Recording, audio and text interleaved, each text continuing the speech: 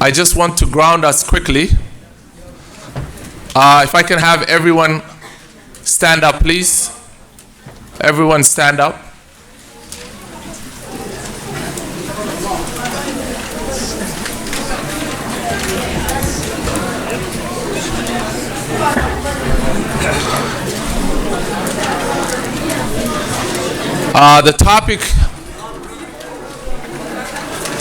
Please keep quiet, thank you. The topic that we're talking about is a very serious topic. It's also a topic that's related to trauma, pain, and real life or loss of life. And so I just want everyone to look at where the exits are. And I want to acknowledge that we are all safe here, alhamdulillah. Because with this issue, there is the real sense of also safety that's around the trauma.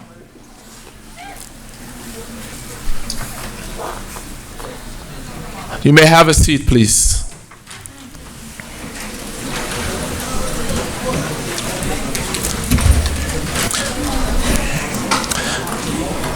My name is Abdullah Farah.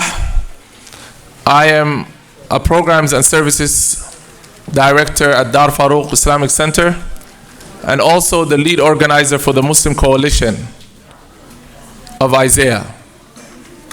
I am a community leader, a father, and alhamdulillah, this issue has personally touched me several times, having lost many of my students to it and youth that I've worked with over the years. And so, without further ado, I want to first take the time to have our panelists take a minute or two to introduce themselves and how they are related to this topic, inshallah.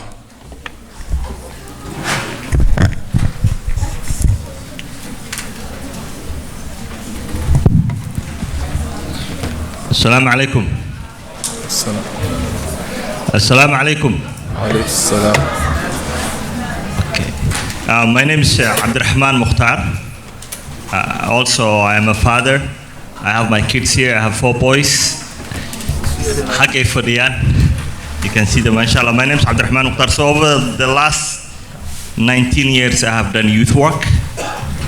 A lot of the young people that have lost their lives, starting from Shirwa, Alaun Harista 2007 to Wilkudem Bay, Muhammad Warshame. Most of them, I knew them somehow. If I did not knew them, I was involved with the process of helping their parents somehow, some way. Because of my youth work, because of my passion of doing youth work, I'm always involved in issues that are related to young people. You can find me every Friday, 8 to 10, at City Riverside.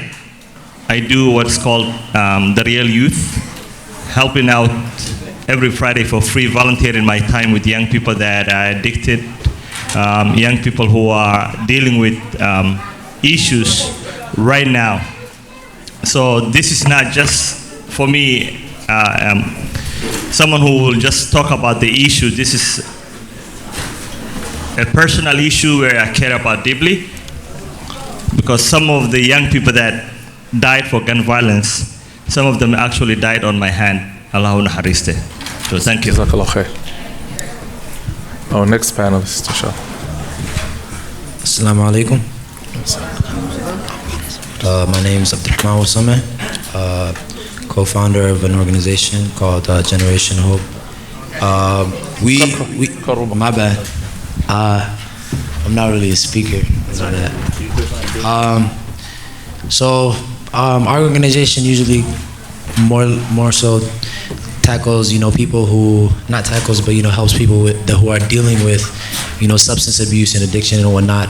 But that also takes, in the process of, people who are affected with gang violence and things like that, most of them are, usually addicted to some type of substance. So it's all in the process, and I don't really have to say much, but if you guys have questions, tafaddal.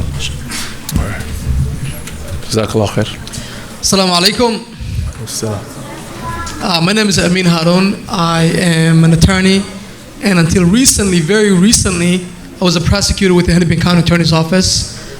Specifically worked in the juvenile prosecution unit of the county.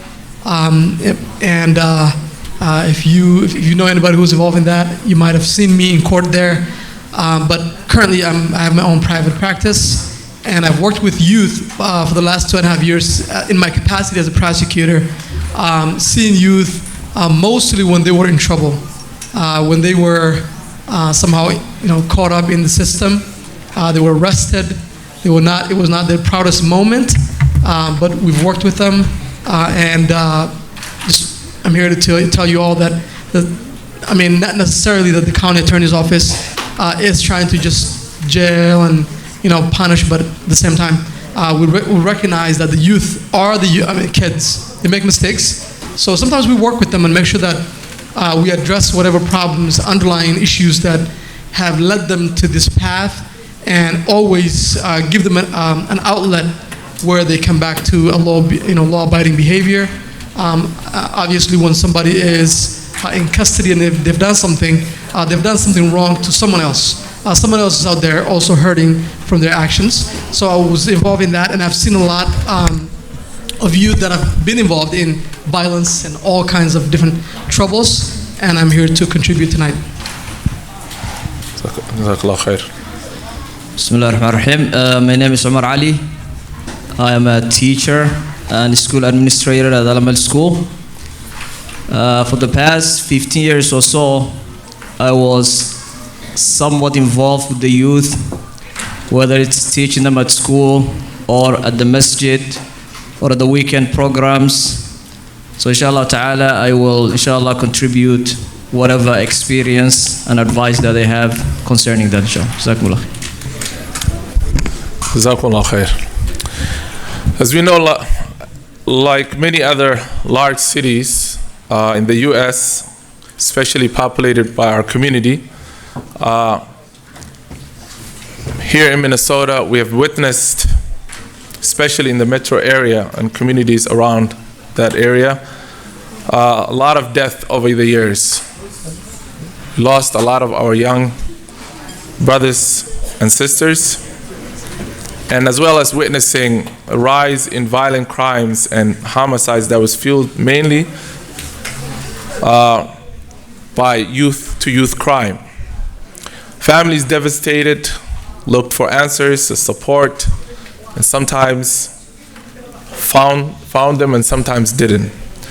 There's been a lot of discussions, whether it's online or recently even in masajids and different centers, about how we can tackle this issue that's plaguing our community. So we have some questions that we're going to start out with the panelists that we're going to ask them. And inshallah, in a little bit, I will have the Slido questions up so that we can engage the audience. I would like to tell the panelists that just to kind of have enough time for later for QAs, we will brief our answers, inshallah, to perhaps 3 to 5 minutes. And try to, we will ask, the way we ask the questions might be like 2 or 3 questions together, and you can try to answer it all together as much as possible. So we'll start with the first question, and we will just start with whoever is ready. The first question is, how can we address or prevent gun violence issues in the community what would be viable strategies to tackle this problem immediately as well as long term?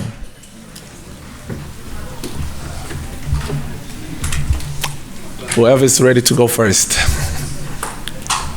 I guess I'll go. Again, my name is Abdurrahman Mukhtar. May maqlaysan? Okay. Before I actually answer that question, how many of you know someone who died for gun violence?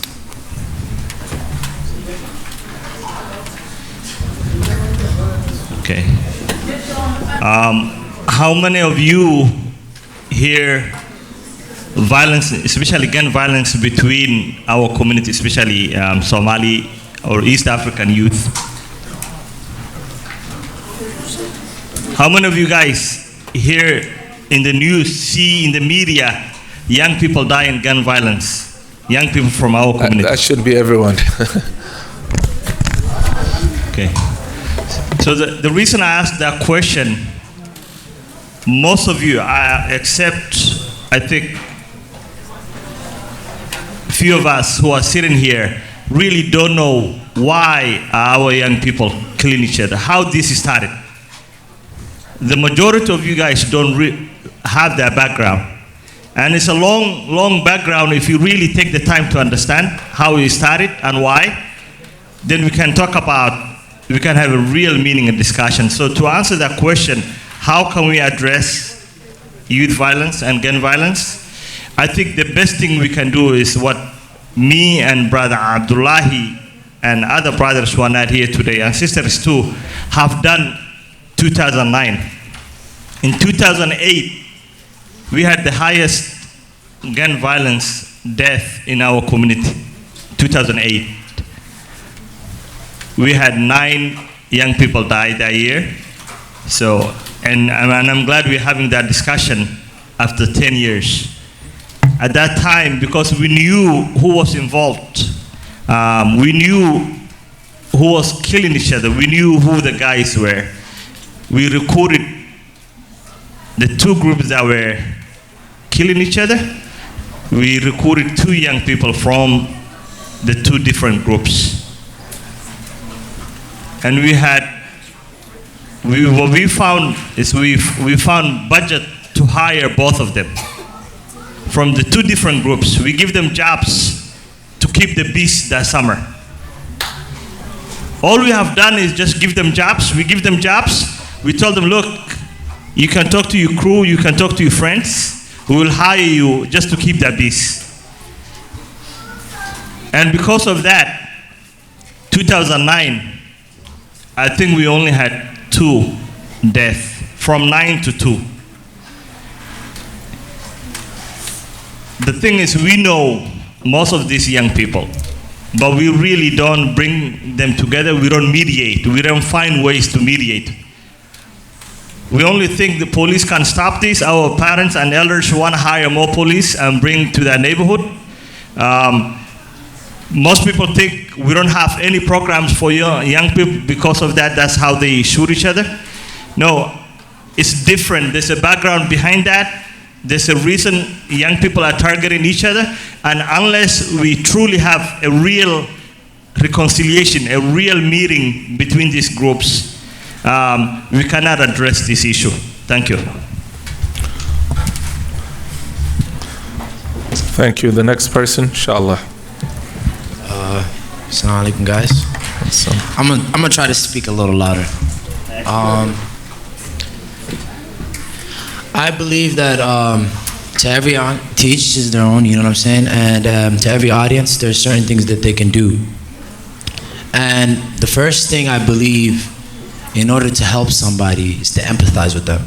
You have to sit down, literally sit down by yourself and contemplate, why are we killing each other? How many of you guys, like he asked, know somebody who's dead? Or knows more than somebody. I know a few people in this crowd who probably know, but it's double digits. And subhanAllah, it's really messed up. And I believe that the first thing, the steps to do is to empathize. And once you empathize, then you can, do things like, a lot of people here, they don't have the, the capacity or capability to go to, both, people, and say, hey, let's meet up and, keep the peace. but you do probably know somebody who's either in that position or is falling into that position, and you can help them. And one of the things is, most of these people, they don't have a safe space. They don't have somewhere to go. If they go to the masajid, and this is a taboo topic, they're looked down upon, and they're looked down upon, they're shamed, they're shunned, and they need a place to go to where they feel welcomed, in order to, because a lot of these people, honestly, they don't feel accepted. It's either they're dealing with some type of, because pain is a universal language. Everybody's going through something, and this is just, either their coping method or something where they go out and, they feel okay.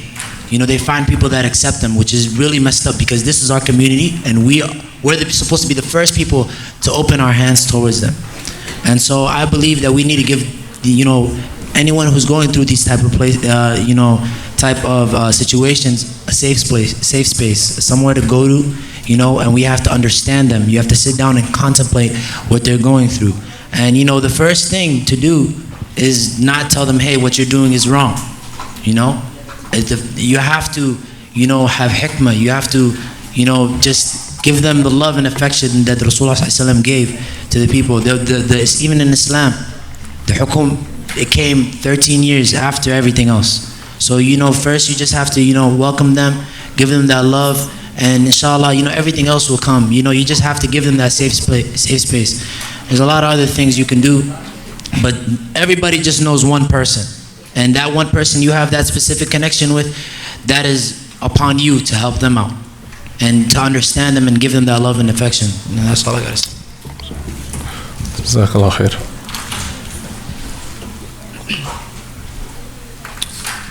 So the question was, again, my name is Amin Harun. The question was, how can we address or prevent youth violence issues in our community? What would be a viable strategy to tackle this problem immediately as well as long term? I think as a community, truly, when you have a problem, first of all, you have to recognize there is a problem. There's really a problem. I think these young men just covered it pretty well, so I'm going to just try to go a little bit different route. But it's to acknowledge truly there's a problem. It seems to me, from my perspective at least, that our community does not truly recognize. We all know, we all hear. I guess deep down we all know, but it's not something that we publicly acknowledge and say, you know what, we have this problem. We need to address this problem. So I think short term, the best way to tackle it would be to first of all understand that there is this problem. We have violence issues within our youth that is affecting our youth negatively, and we have to find solutions to it. And once we recognize there is a problem, then we can open up avenues, ways for young people to address their concerns, whatever issues that they're dealing with, whether it's a mental health, chemical dependency, just other social issues.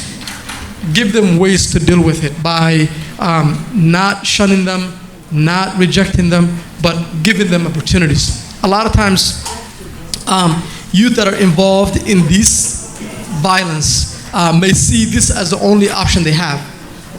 If our community show them there are more opportunities for them, they can go to the masjid, they can go join this club, sports club, or they can join this organization, they can find jobs, they can find help and acceptance at school. Maybe then they wouldn't necessarily stay in these situations. But I would just keep it at recognize there is a problem and welcome the youth and give them opportunities. At the end of the day, we come from a background where we say it takes a village to raise a child. Back home, if you were doing something, let's say even minimally wrong, like smoking a cigar or something, the neighbor, your community, the elders that are just sitting out in the community would talk to you, would ask you to stop, would at least come to your rescue. But in this country, we don't have that. You and your parents are alone. Pretty much that's it. Everybody else it's not my business, I'm not going to get involved. And when the youth does something wrong, immediately the law enforcement and the government gets involved because there is no community available to get involved. So I would really encourage our community to kind of go back to our ways of raising the youth and raising the youth together, basically. The masjid, the duksi, the school, and just generally the public. Jazakallah khair. Most of the things that are actually said, I would only add a few things, inshallah. One, I have talked to many of these youngsters who get involved in those things, or their friends. And the only question I always keep asking them was, what is attracting you guys to this path? So the summary of their answer is 2 points. One is lack of hope and lack of opportunity. These guys sometimes drop out of school. They don't know what else to do. Some guy in the street offers them a job to sell some illegal stuff and then tells them, this is your territory that you need to protect from that other group. So he's actually going about his job. He's doing his job. And then he gets caught up in that violence, and he either gets killed or kills someone. So the prevention of that is to create opportunities for those youngsters, whether they're still in school or drop out of school and they're having issues. The other thing is, a large group of them are actually attracted by trying to have fun. It is having fun gone wild. That's really their answer.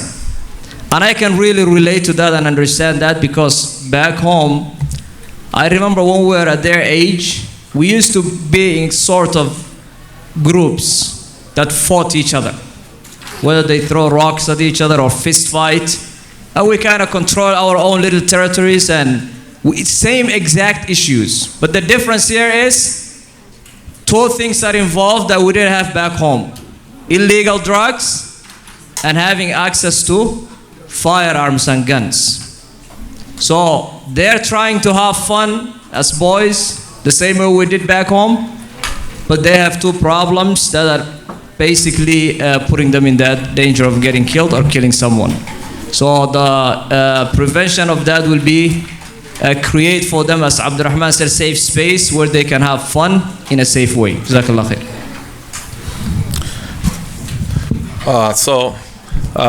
I think the questions later on, I will be holding some time, inshallah. So just if you see me doing this, that means the time is like almost 1 minute you have, okay? So I also want to make sure that the audience feels engaged. So what I'm going to do is I'm going to throw in the audience question and then my questions, or the questions that I have to give to you. So the question that is right now on top is, how can people know that Tawheed solves street crime? Also, how can parents influence kids who aren't teens in good upbringing out of gun violence? I think it's more looking like a prevention type of we will answer 3 minutes. Okay, I will read it again. It says, how can people know that Tawheed solves street crime? Meaning teaching the Tawheed, I think early on. They're saying also, how can parents influence kids who aren't teens, meaning in good upbringing, meaning the tarbiyah, and not so that they won't fall into the gun violence. So 3 minutes. Welcome. The first thing that actually is missing from the minds of many of these youth that are involved in these kinds of things is they don't understand the magnitude of the crime that they are committing, killing. In Islam, that is the biggest crime that someone can commit after shirk. Very dangerous, because it's violation against someone's life, which is sacred. It's violation against their loved ones, especially their parents who gave everything they had to raise this person to the place that they're at. It's violation against the rules of God, Allah subhanahu wa ta'ala, that forbade, committing that crime. And it's a violation against the public safety. So it's a crime against the whole society. So when this person is pulling the trigger, sometimes they don't understand the magnitude of what they're doing. It seems to them something that's very simple and easy. So the parents can educate the kids about the magnitude of this crime, so they can be aware of it. And then the other thing is, parents also should educate their kids about what guns do. I mean, really, sometimes you see weird things. I was in the masjid, and a kid walked into my office, and he said, "Where is your lost and found?" And I said, what did you lose? He said, "A gun." I mean, think about this. A young guy who is not that older than 14. He's looking for the lost and found of the masjid to find the gun that he left at the wudu area. He was making wudu. So the guy is a good guy who is praying salah, who is in the masjid. It seemed to me that he didn't understand the danger that, this thing can cause to someone or to his own life. So we need to educate our kids about the simple things and how dangerous these weapons are. So that's the role of the parents that can play. All right, Jazakallah khair, Sheikh Umar, for ending it in 2 minutes. So I'll make from now on 2 minutes, because I want to make sure we get through a lot of questions. So anyone else? Actually, let me have my final panelist introduce himself quickly. 1 minute, inshallah. Assalamu alaikum. My name is Officer Abdurrahman Ali with the Minneapolis Police Department. I'm sorry I came late, with the weather and everything else. Can you guys hear me? A little louder? Okay. Yeah. My name is Abdurrahman Ali with the Minneapolis Police Department. I'm actually part of the East African as well too community as a Somali member. I know that majority of you guys are Somalis, but as an East African liaison officer, I'm also tasked with working with the Oromo community as well too. I'm happy to be here today and participate in this discussion. Right. Thank you so much. All right, so we have 2 minutes. Anyone else? Okay, we'll move on to the second question. All right. So the second question is, what are the main manifestations or warning signs for youth that might end up in violence? What attracts our youth to this lifestyle? How do you think they get involved? What starts the problem? 2 minutes. Just wanted to see if it was working. I believe that one of the biggest things that starts the problem is lack of mentorship. And sometimes, I feel like I'm talking to you like a friend. It's all good. Yeah. Sometimes I feel like it's just the fact of the matter that they don't have anybody not just to look up to, but somebody to be open with. And that comes from, our parents' years of war trauma. They come to their kids and, what I'm saying, they came here to this country, survival mode. They came running from war. And what I'm saying, like for example, with my family, my mom, she was by herself, she had 6 kids. All she was doing was working. She didn't have time to be emotionally there for her kids. And so, they kind of like, when they bring their kids to Duxi and stuff like that, they kind of, expect that of the ma'alin. But the thing is, the ma'alin got 40 kids. How is he supposed to be emotionally there for his kids? So these kids usually don't have any mentor. And when they don't have a mentor, and problems come into their life and they find a friend, who's there for them and, is somewhat seen as, big and bad or whatever, they see that person as, a mentor or something like that. If there's a lack of mentorship in the kid, then he's going to easily fall into these type of things. There's a need for mentorship, and there's a need for an emotional relationship with a child or, a teenager. If there's not that, if there's that emotional void, then they're gonna find something else to cope with. If they don't have that coping method, and somebody like from the message says, "Innama ashku bathi wa huzni ilallah." You can't say that to a kid who's looking for that emotional connection. You have to be there as a mentor, just like the Rasulullah was a mentor to the people. Inshallah. Jazakallah khair. Thank you. Next person. I'd like to add a few points. So when I was at the county attorney's office for 2.5 years, I would see a pattern. And every time I would, at the end of the day, when I especially had a rough day, I would try to rewind and see what's the commonalities amongst the youth that come to court. Because if you go to court, if you're in the juvenile court, predominantly people of color, a lot of Somali East African youth, a lot of other colored people, that are in the juvenile justice system. The professionals mostly are not. I was looking at it from the perspective of an adult. So the common denominator for me was in economics. It was economics because we would have kids who are getting in trouble just for simply lack of supervision.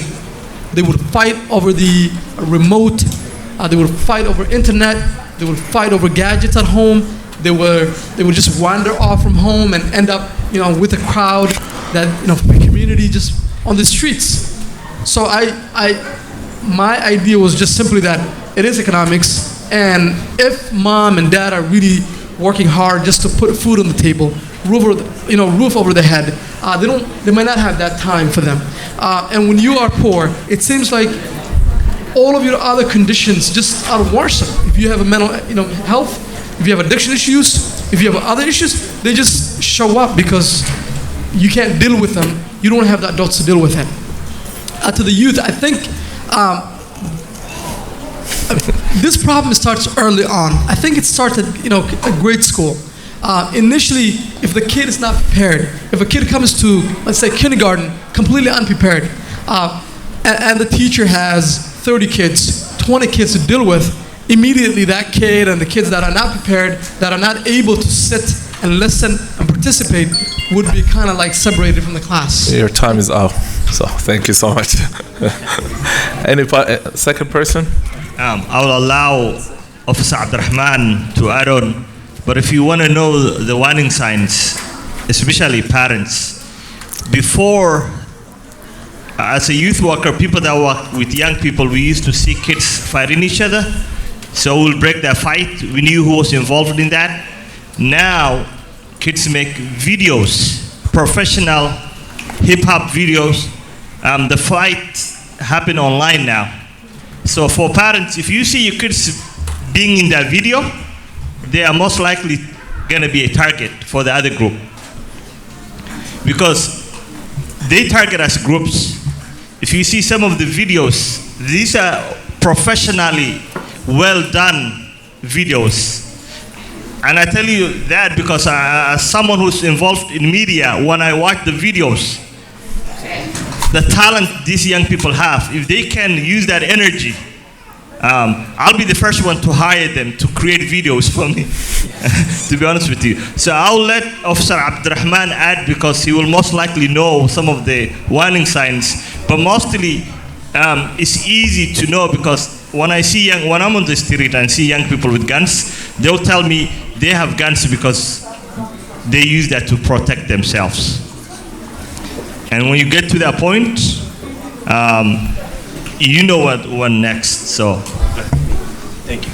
No, I appreciate it, and I just want to reiterate that is very huge, especially when it comes to media, social media, Snapchat, especially with the kids, young boys. That's how majority of the conflict starts, at Snapchat.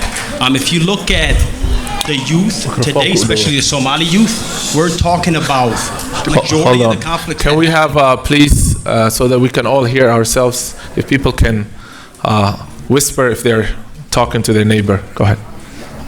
When you have majority of this Somali youth, I've been a police officer for 8 years for the city of Minneapolis. I worked in North Minneapolis, worked in Northeast and Southeast Minneapolis, and majority of the households that I go to, it's single parent households, and you have a Somali mother that's raising anywhere from 6 to 10 kids on her own, and you ask them, where's the father? And they say the father's not in the picture for whatever reason, to be honest with you.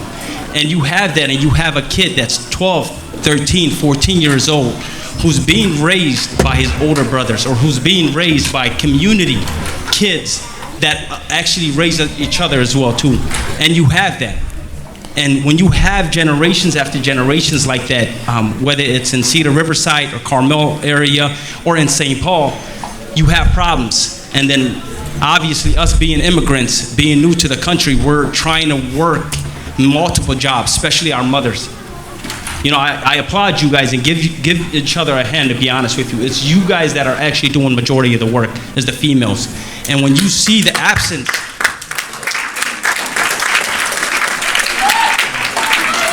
And you see the absence of fathers in there. It breaks my heart. Majority of the times that I talk to young kids who are being involved in gangs, majority of it is, like the young man said, is because they're looking for that mentorship. They're looking for someone to look up to. And when they don't find that in an adult, they find that in another kid that's 15, 16 years old, maybe a year older than them, that doesn't know any better. And from there, they get introduced to the street life that is very tough, and that's all they know.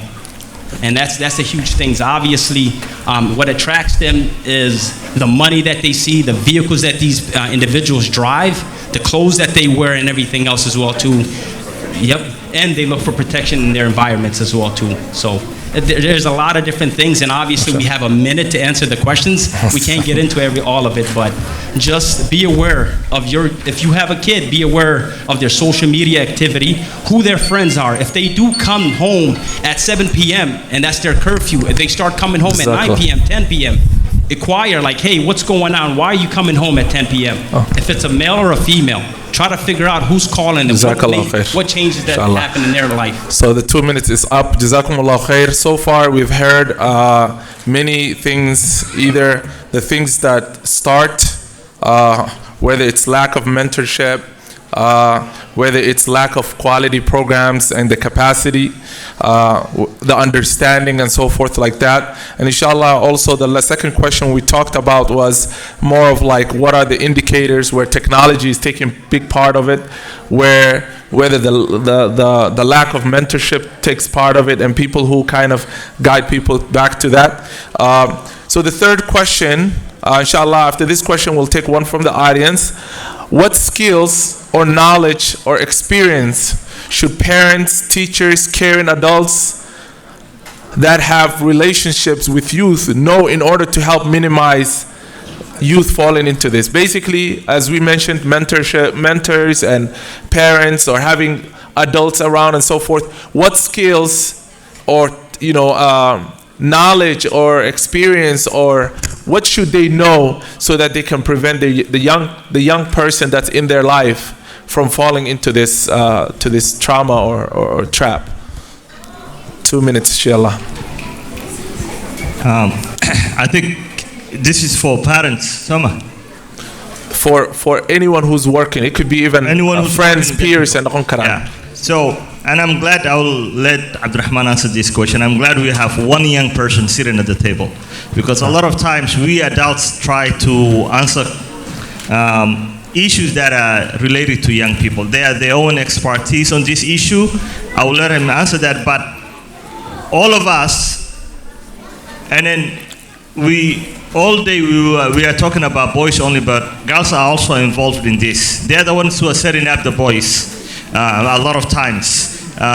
So the reality is that we want to make sure every kid, all of our kids have one trusted adult, one mentor, one trusted adult that they can talk to in times of crisis, when they're dealing with issues.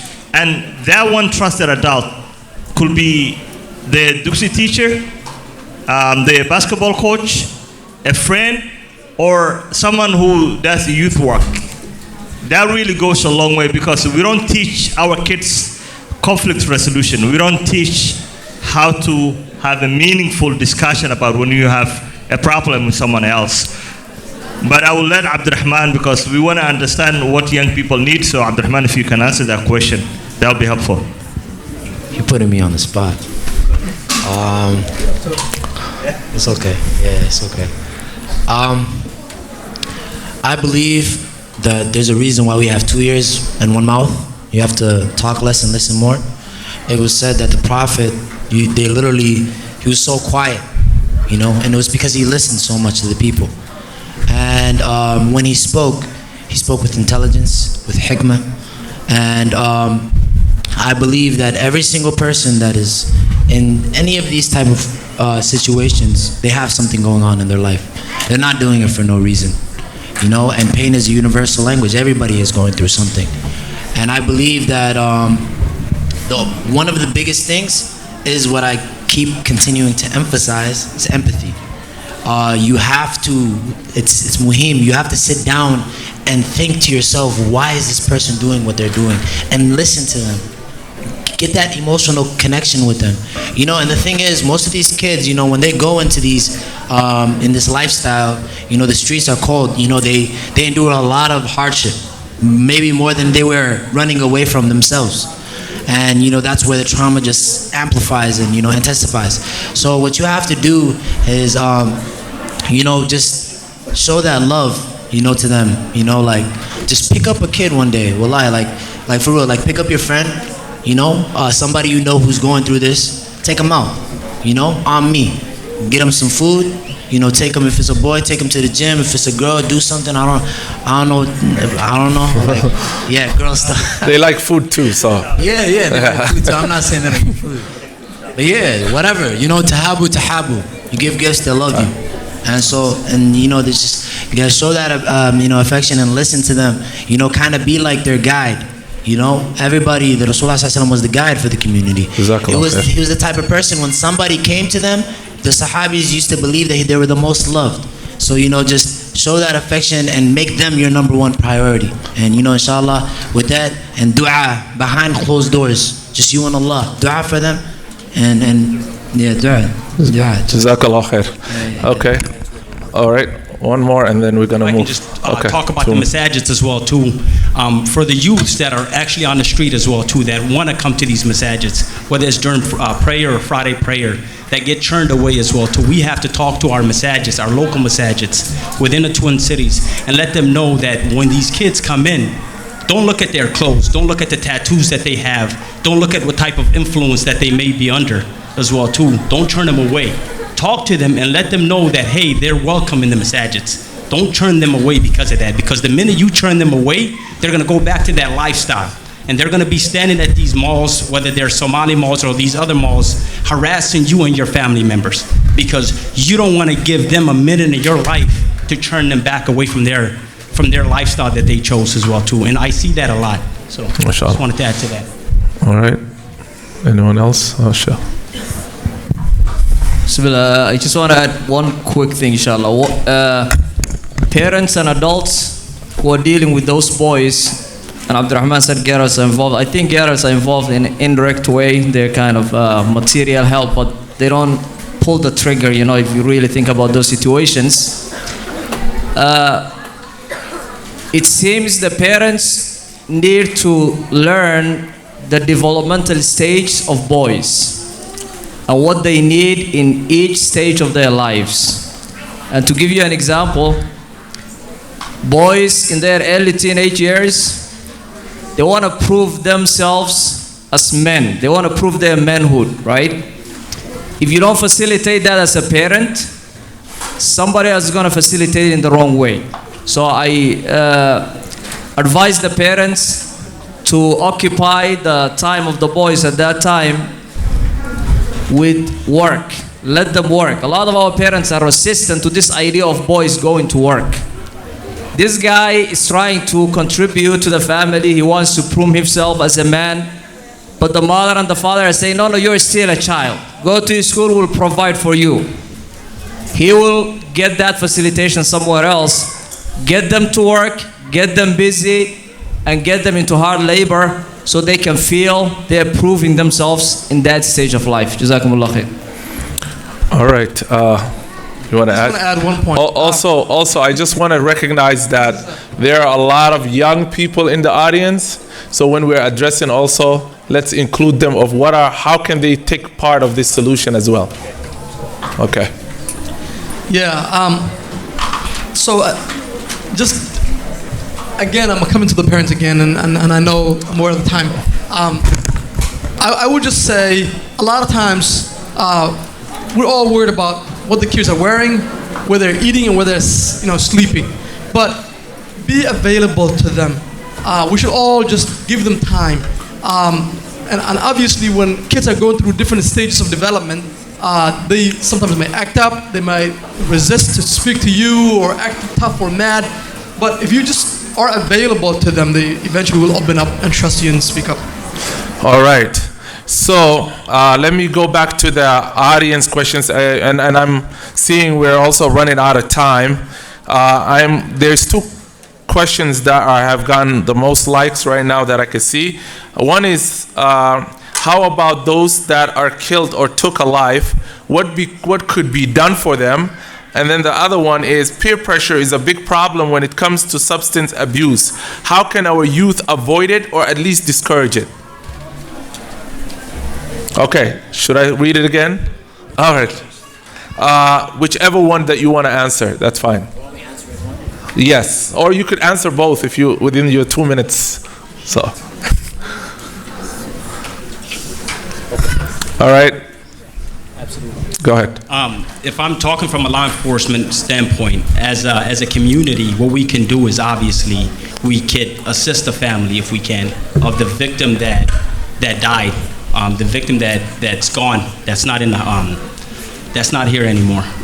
In terms of homicide and everything else, you should also assist the police department as well too, because I have noticed, if I'm speaking frankly, to be honest with you, with the Somali community, there's a lot of resistance when it comes to police and Somalis for some reason. When there's a crime that takes place, especially a young man that dies, and we have 30 people around that individual, not one single person says that they've seen anything. You know, or there's that fear factor as well too. If there is a witness, they're saying, hey, why should I talk? I know who did it, but I don't want that person to retaliate to me or my family. We have that fear factor as well too. We have things in place for that.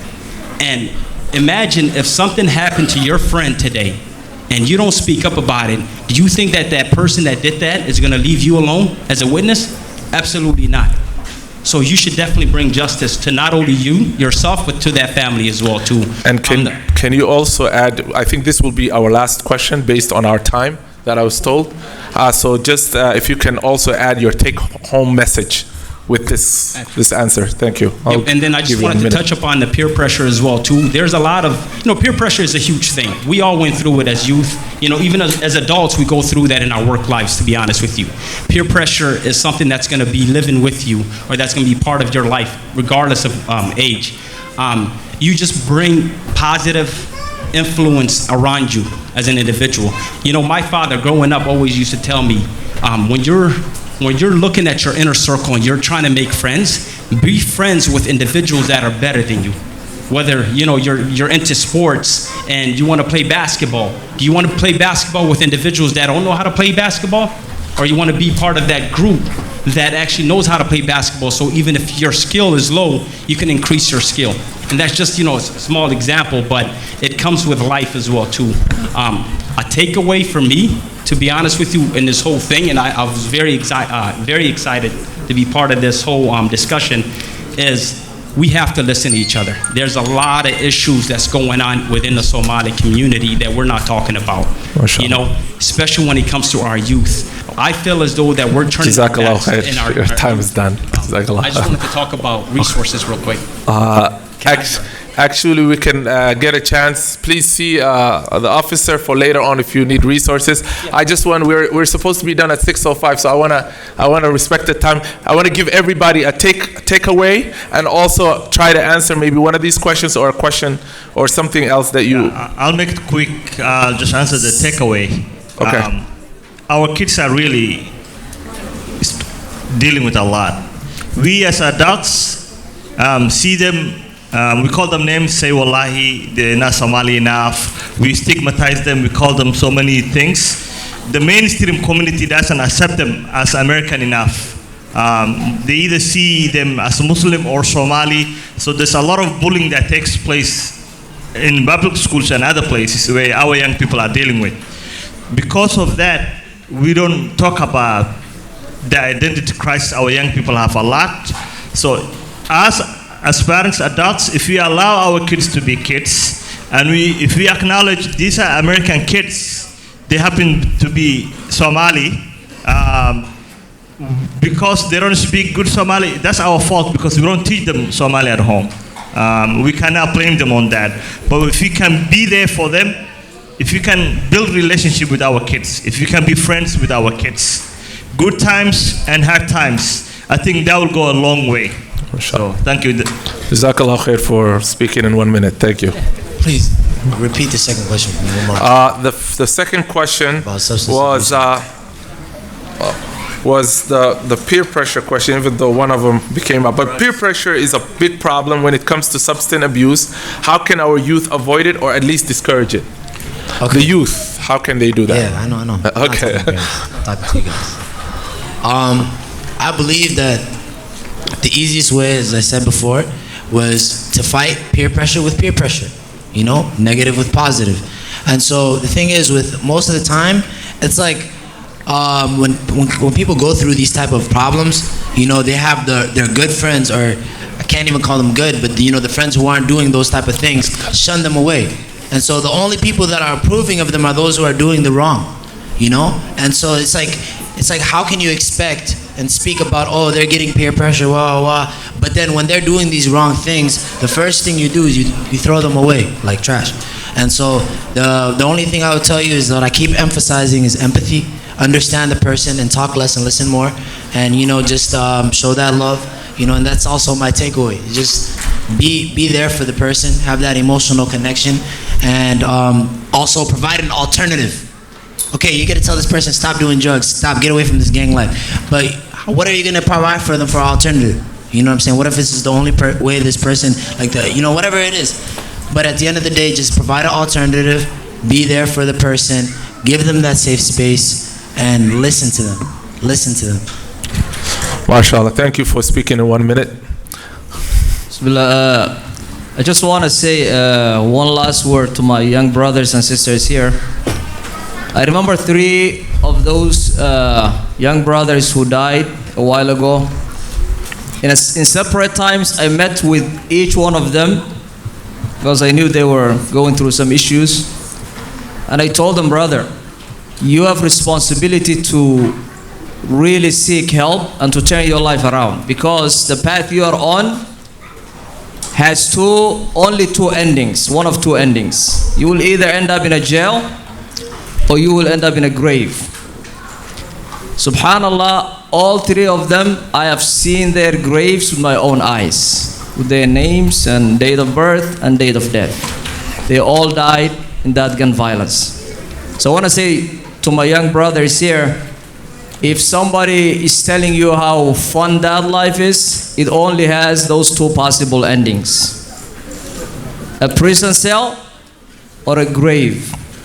It's not a pleasant ending for anybody, for your parents, for your siblings, for your relatives, for your teachers, or for the society. Do not buy into the idea that it's fun. The other word that I want to say to you is, you have a responsibility. You're the leaders of the future. Actually, you're the leaders of now, because you are all of the age that you can become leaders. You should get involved. You should stop this cycle, and you should help your community, and you should help your future lives, inshallah ta'ala. Wa jazakumullahu khairan. Jazakallah khair. The last panelist. I think almost everything has been said.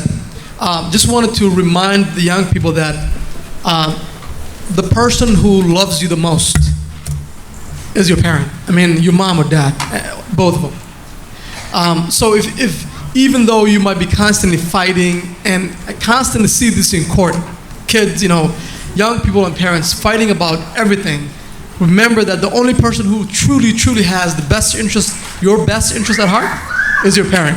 So listen to them. I mean, you might be young, but you're smart. You know right from wrong.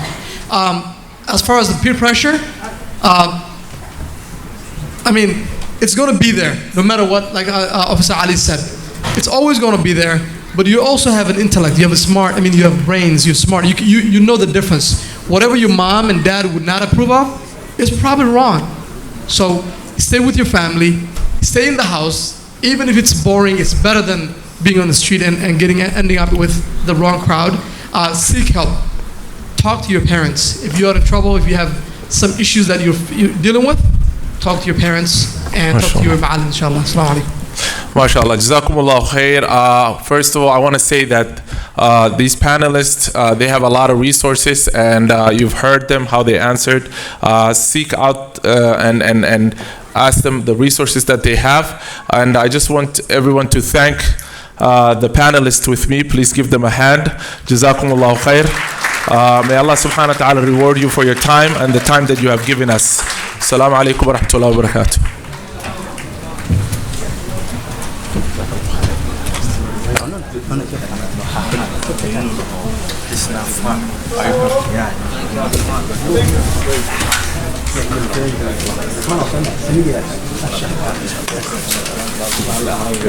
Thank you for keeping us right now. It's a big problem. It's big. I have to be the background. Just the second time. No, only one. Where you left? Yeah. Tomorrow I'm practice.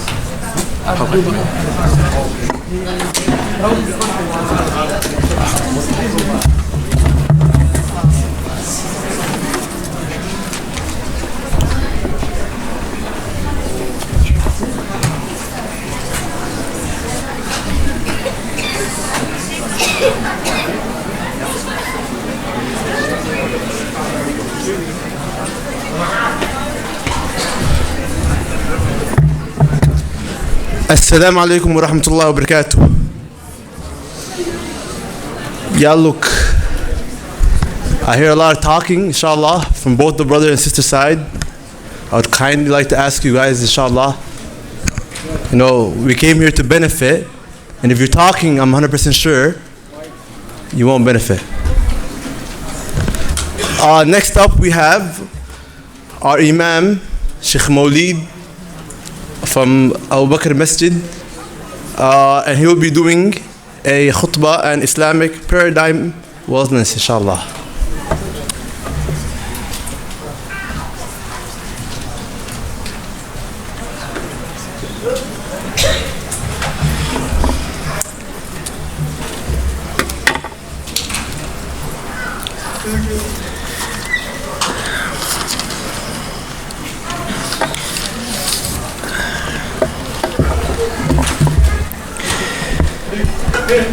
بسم الله الرحمن الرحيم الحمد لله والصلاة والسلام على رسول الله وعلى آله وصحبه ومن والاه. We begin with the name of Allah subhanahu wa ta'ala, the most beneficent, the most merciful. My role today, inshallah ta'ala, is to speak about an Islamic paradigm for spiritual wellness. We're actually living in a time where we're discussing about so many problems, opioid crisis, mental illness, gun violence. So I think the human problem or human crisis is permanent. And you always find people suffering or complaining about different problems. What I want to share with you today, inshallah ta'ala, is how Islam can play a role in alleviating some of those problems. And of course, the beginning of that discussion would be tazkiyatun nafs and purification of the soul, and how that actually plays a role in giving us a peace of mind. We as human beings, as Allah subhanahu wa ta'ala defines us, we're not only a physical being, we're not only material. We have the ruh, we have the soul in ourselves, and this is how the Quran defines us. وَيَسْأَلُونَكَ عَنِ الرُّوحِ. In another ayah, Allah subhanahu wa ta'ala says, هُوَ الَّذِي أَنْشَأَكُم مِّن نَفْسٍ وَاحِدَةٍ فَمُسْتَقَرٌّ وَمُسْتَوْدَعٌ. That it's Allah subhanahu wa ta'ala who created us from a single soul. And then you have the mustawda', the container, which is the body. And then you have the soul.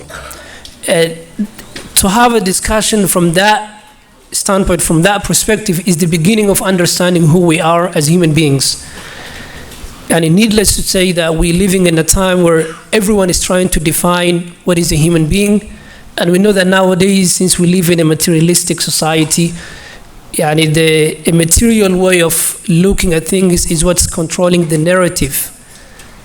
For the most part nowadays, in the school systems, in the universities, in colleges, you find this mentality of reductionism, where they actually reduce everything into just the physical aspect. So for example, they disregard, the ruh, they disregard, the spiritual wellness, and they define, it's only the brain activities, it's only just the body, and so forth. That's why we see so much emphasis on, the wellness of the body, but less emphasis on the spiritual side of the human beings. What I want to share with you today, inshallah ta'ala, how the Quran deals with the human dilemma or the human problems, first of all, we have to understand that Allah subhanahu wa ta'ala gave us dignity as human beings. The dignity, the karama that Allah mentions in the Quran, it is extremely important. Why? Because nowadays there are people who are trying to disregard the dignity and the karama and the honor and the uniqueness of the human beings. By, for example, saying that human beings are just like animals, or saying that human beings are just nothing but just a coincidence in the vast universe or the galaxy that we find ourselves in. So that type of explanation of human beings, the consequence would be all the problems that we see now. So I think the narrative for the discussion should begin with the karama that Allah gave to Adam, the first human being that Allah created, Adam alayhi salam. Allah gave him the karama, the dignity to stand up, to find a purpose in life, to have a self-discipline, to be able to understand their role in this life. وَإِذْ قَالَ رَبُّكَ لِلْمَلَائِكَةِ إِنِّي جَاعِلٌ فِي الْأَرْضِ خَلِيفَةً قالوا أتجعل فيها من يفسد فيها ويسفك الدماء ونحن نسبح بحمدك. All the way to the end, Allah mentions وعلم آدم الأسماء كلها ثم عرضهم على الملائكة. Another ayah, Allah says وَلَقَدْ كَرَّمْنَا بَنِي آدم, that indeed Allah subhanahu wa ta'ala has honored the children of Adam. So it is that dignity that we have to keep in mind, that when we look at ourselves, we don't equalize the human beings with other creatures. We don't say that, for example, human beings are animals. We don't say that. In the Quranic definition, human beings has a higher priority, that the human beings have a special thing, which is the ruh. That is a special gift that comes from Allah subhanahu wa ta'ala. When Adam was created from clay, from dust, it wasn't just a dead matter. It wasn't just a dead body. There was a ruh that came from Allah subhanahu wa ta'ala. فَنَفَخْتُ فِيهِ مِنْ رُوحِي. Allah subhanahu wa ta'ala breathed His ruh into Adam. And all of us, we have the ruh as a consequence or as a result of that ruh that was directly given to Adam alayhi salam. Speaking about the spiritual wellness that we're discussing about, we have to know that the Quran talks about the human personalities in different ways. There is, for example, nafs al-ammara bis-su. There is the nafs, the ego or the nafs that pushes you to do bad. That's the desire of self that cannot resist. It has the temptations, you can't control yourself, and that is the lowest. And you also have a nafs al-lawama, which is the type of persona that fluctuates between doing good and doing bad. So every time this type of persona does something bad, they feel the regret, and they come back, and then they do something bad, and then they come back to the right path. So they're in that constant struggle between having iman and also committing mistakes. That's called nafs al-lawama. And then you have nafs al-mutma'inna, which is a content self, which doesn't really fluctuate, doesn't do anything. For example, it doesn't do anything haram. It's content with Islam, with what Allah subhanahu wa ta'ala says. And this type of self, it actually stays away from committing any sins, apparent sins, and also even to conceptualize bad thoughts, they're away from that. So speaking about how we can attain spiritual wellness, there are 3 questions we have to ask ourselves, which I believe these are the key questions that we have to ask. Number 1 is, where did we come from? Or you can ask as a singular, where do I come from? That's number 1. The question to that, the answer to that question is, we come from Adam. And then you ask the question of who was Adam? What was the uniqueness, the character of Adam? And then we speak about the karama, the iman that was given to Adam alayhi salam, and the responsibility that was given. Now that you feel a sense of responsibility and sense of pleasing Allah subhanahu wa ta'ala. Now the second question is, why am I here? This is the second question. Why am I here answers the question of purpose in life. We're living in a time, remember this, we're living in a time where people don't really think about these questions. You ask your teacher in the school, for example, you ask them, why am I here, for example, they won't tell you you're here to worship Allah. The only answer you hear is just you're a human being, you just live your life, and that's it. And even it really bothers me sometimes when I see some of the t-shirts that some of teenagers wear. It says YOLO, for example. It says you only live once, and that's it. That is completely destroying the purpose in life. What is the meaning of there is just YOLO? What does that mean? It basically means just do whatever you want to do, and there is no accountability on the day of judgment. But subhanAllah, if you go back to the Quran, the question is, why am I here? The answer to that question is, you are here for a purpose. There is a commitment. Adam had a commitment, and you are a son of Adam. You are the daughter of Adam. Your father had a commitment. He took a covenant with Allah subhanahu wa ta'ala. He took the amana, the trust. إِنَّا عَرَضْنَا الْأَمَانَةَ عَلَى السَّمَاوَاتِ وَالْأَرْضِ وَالْجِبَالِ فَأَبَيْنَ أَن يَحْمِلْنَهَا وَأَشْفَقْنَ مِنْهَا. This amana of worshipping Allah subhanahu wa ta'ala and having iman, it was presented to all other creation. But it's the human beings that took this. إِنَّهُ كَانَ ظَلُومًا جَهُولًا. So it is that trust that a lot of people are betraying nowadays. A lot of people are becoming ungrateful to Allah subhanahu wa ta'ala. A lot of people are deluded by looking at this material life, and they're forgetting about the covenants that they took with Allah subhanahu wa ta'ala. So the second question of why am I here? You're here to worship Allah subhanahu wa ta'ala. وَمَا خَلَقْتُ الْجِنَّ وَالْإِنسَ إِلَّا لِيَعْبُدُونَ. That Allah says that I created the human beings and the jinn to worship me. I did not create them anything other than to worship Allah subhanahu wa ta'ala. And worshipping Allah is not only staying in the masjid 24/7, doing something good that's beneficial to other human beings is part of ibadah. Seeking knowledge is part of ibadah. Worship is a term, is a concept that encompasses all kind of different activities. So the question is, why am I here? Is a question that we ask ourselves. The answer is, you're here for a short period of time, and there is a day of judgment. There is a day of accountability. There is akhirah. The biggest, those who believe in akhirah, and remember this, if you believe that there is a day of judgment, there is accountability, that you're going to stand before Allah subhanahu wa ta'ala, you have a yaqeen and a solid conviction that there is going to be that day of judgment, your involvement with haram will be less and less, because you're thinking about that day. The reason nowadays we're talking about opioids and all of these, and gun violence and zina and all of these things, is because people are not thinking about akhirah. Because to think about akhirah, it gives you more discipline. It gives you more taqwa. It makes you more vigilant about your actions. So why am I here is the second question. And the answer is, as I said, is for you to attain a sense of taqwa in this life, and to expect akhirah, and to live your life according to the commandments of Allah subhanahu wa ta'ala. The third question is, where am I going? Where am I going? 2 days ago, I was in the cemetery. Remember, there was a fire in Cedar where some of our seniors died. May Allah have mercy on them. In the janazah, there was the news that came, and they asked me a question of how do you respond to this tragedy? Now you're taking the bodies to the grave. So what is your thinking? What are your thoughts about this? And I say to the news that for us, death or going to the cemetery is not the final destination. We believe in a solid conviction that death is only a temporary space, a temporary place, and that there's going to be akhirah. Keeping that in mind, it solves a lot of problems, and it gives a person a peace of mind. You're able to cope with the crisis of life. You're able to cope with the challenge that we face with having yaqeen in akhirah.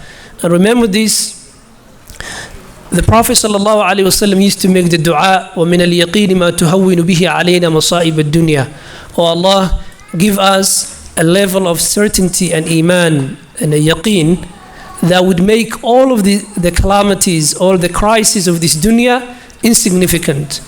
Meaning that when you encounter, for example, a crisis, you say that this is nothing, because I know that this is going to go away. And that as long as I'm pleasing Allah subhanahu wa ta'ala, as long as I'm a mu'min, I will overcome all of these challenges. How can you do that if you don't have yaqeen? You won't be able to do that. That's why you look at the Muslim countries, despite all the the turmoils and all the challenges they're going through, Cairo, in Yemen, Damascus, all of these places, and you look at the impact of iman of these people, You ask them, what is your situation? And they say, Alhamdulillah. You find a taxi driver in Cairo is struggling. But then you ask them, how's your iman? Alhamdulillah. I'm a mu'min. Praise be to Allah subhanahu wa ta'ala. Can't complain. While on the other hand, you find some human beings that have so much of material advantage, small crisis will destroy them. They will complain. They will do all of these things. So what is the difference? The difference is that you find a community that has iman, a community that has yaqeen, and when they're asked about their situation, they don't complain. They say, Alhamdulillah, praise be to Allah subhanahu wa ta'ala. So those are the three questions that I want you to write it down. The first question is, especially the youngsters, who am I is the first question. And you actually take the definition of that from the Quran and from the Sunnah. Living in this time, you have to rebel against any other definition, because any other definition only gives you a temporary solution. The permanent solution relies only in the Quran and the Sunnah of the Prophet ﷺ. So if you want to know yourself as a human being, okay, don't go to the politicians, for example. Don't go to the materialists who want to reduce human beings to just chemical molecules. If you want to know who you are as a human being, you go back to the Creator, Allah subhanahu wa ta'ala, and you look at how the Quran describes an-nafs al-insaniyah, the human soul. The second question is your purpose in life, and the third is, where am I going and my destiny? And you find all of these answers in the Quran. Once you have clear answers to these questions, this will actually bring a peace of mind to you. Now I would like to share with you some practical steps. I know my time is up, so I would like to conclude with 3 practical steps. If you want to attain peace of mind, you want to lose your iman. Yes, so much is going on nowadays. You open the news, you read the magazines, you'll always find something that disappoints you. How can you maintain your peace of mind? Number 1 is that you must increase your iman and your connection with Allah subhanahu wa ta'ala. And when we talk about iman, there is something people don't talk about, which is what is the prerequisite of iman. We all know that when we go to high school or college, there is something called prerequisite courses, right? Which means basically before you take any math level course, there are basic prerequisite courses you have to take. A lot of times we as a community, we neglect the prerequisites of iman, and we want to be like Abu Bakr in iman. We will never be able to attain that. We must take the proper steps. We must take the prerequisites of iman. What is the first, number 1 prerequisite of iman? Is having the intention, having the will. Okay, nobody's going to come to your house and say, come to the masjid and be a believer, pray. No. There must be a desire inside you. There must be a will and intention inside you that drives you to be a believer. Once you have that intention, everything else Allah subhanahu wa ta'ala will facilitate for you. So the first prerequisite of having strong iman is the will to believe, is the will to have iman, is the intention. The second step that we need to take in order for us to have a peace of mind, and in order for us to have strong iman in these days and age, is that we must perfect the basics. There are only 5. Islam is not asking you too much. The reason we're actually suffering as a community, many issues that we are facing, is because we are not perfecting the basics. Look at the salah. How many Muslims pray salah? How many people pray salah?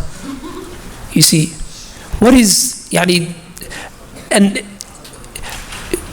somebody was asking me, what is the solution for the Muslim community? We're facing so many problems. I say that, well, the solution is for us to go back to the basics. Salah is number 1, brothers and sisters. Salah is the number 1 that would give you peace of mind when everybody else is agitated, when everybody else is feeling pessimistic. It is the salah that would give you hope. It is the salah that would make you strong. And the evidence is in Surah Al-Ma'arij. Allah says, إِنَّ الْإِنسَانَ خُلِقَ هَلُوعًا إِذَا مَسَّهُ الشَّرُّ جَزُوعًا وَإِذَا مَسَّهُ الْخَيْرُ إِلَّا Allah says human beings, it's part of human nature. When a calamity comes, Allah says they're creating a state of anxiety. We're feeling, we are afraid of something. When a calamity befalls us, we panic, jazua, we complain. We want to run away from the problems. But when there is good, we become stingy because we don't want to lose what we have. Allah says, but there is an exception to this human nature. And that exception is illa al-musallin, except those who establish the prayers. Perfection of the prayer is number one, brothers and sisters, especially the youth. There must be a quality in your salah. You have to be able to get up in the morning, Fajr, and pray on time. If you get a chance, if you're driving a car, make sure that you stay on top of your salah. If you're in school, in high school or college, make sure that salah is not only on your iPhone. Salah must be in your heart first and foremost. If you keep all the notifications in your smartphones, but salah is not in your heart, no device will be able to help you. First thing we need to develop is that attachment to the salah in our hearts. The last or the third step that we need to take is something called consistency. Let's say that, for example, Allah subhanahu wa ta'ala opens for you a door of ibadah. You're good at, for example, seeking knowledge, stick to that. You're good at fasting maybe Mondays and Thursdays, stick to that. You're good at maybe helping others, some good deed that would help you, even if it's a little, just continue with that. Because you cannot be like somebody that would do all kind of ibadat. You can't be fasting every Monday and Thursday. Some people, it's hard for them to do that. But does that mean that you cannot come to Allah subhanahu wa ta'ala in any other way? No. There are varieties of ways that you can come to Allah subhanahu wa ta'ala. One of the scholars, Ibn Ata'illah Secondary, says, لَمَّا عَلِمَ وُجُودَ الْمَلَلِ فِيكَ لَوَّنَ لَكَ الطَّاعَاتِ. Allah subhanahu wa ta'ala knows that you're going to feel fatigue. Therefore, Allah subhanahu wa ta'ala diversified the good. Allah subhanahu wa ta'ala diversified the doors that will lead you to His obedience. You can't recite the Quran all the time. Go and help someone. Visit the sick. You can do that. Do something else. So there are varieties of ways. The doors of Allah are multitude or many. It is only us that we need to find our area and have the intention of pleasing Allah subhanahu wa ta'ala. We ask Allah subhanahu wa ta'ala to give us a yaqeen and a certainty and a solid conviction in our deen that would make all the crises that we face insignificant. أقول قولي هذا واستغفر الله لي ولكم.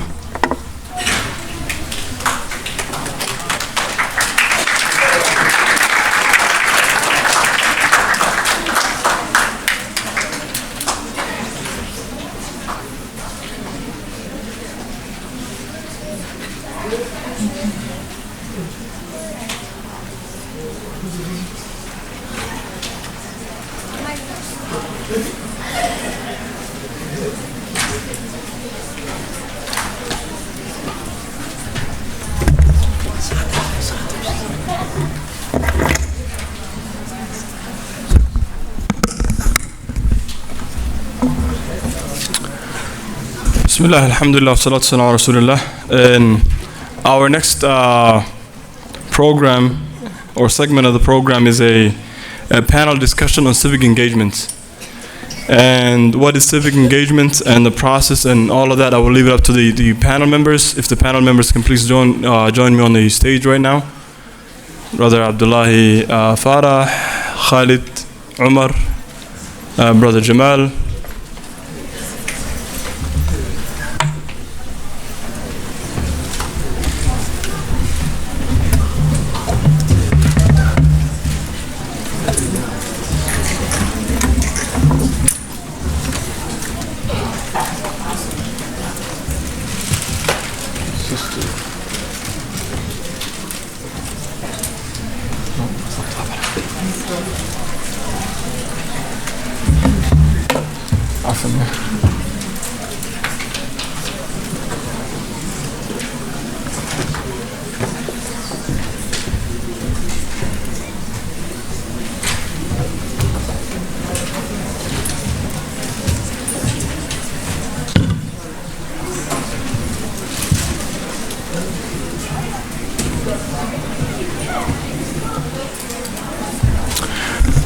To begin,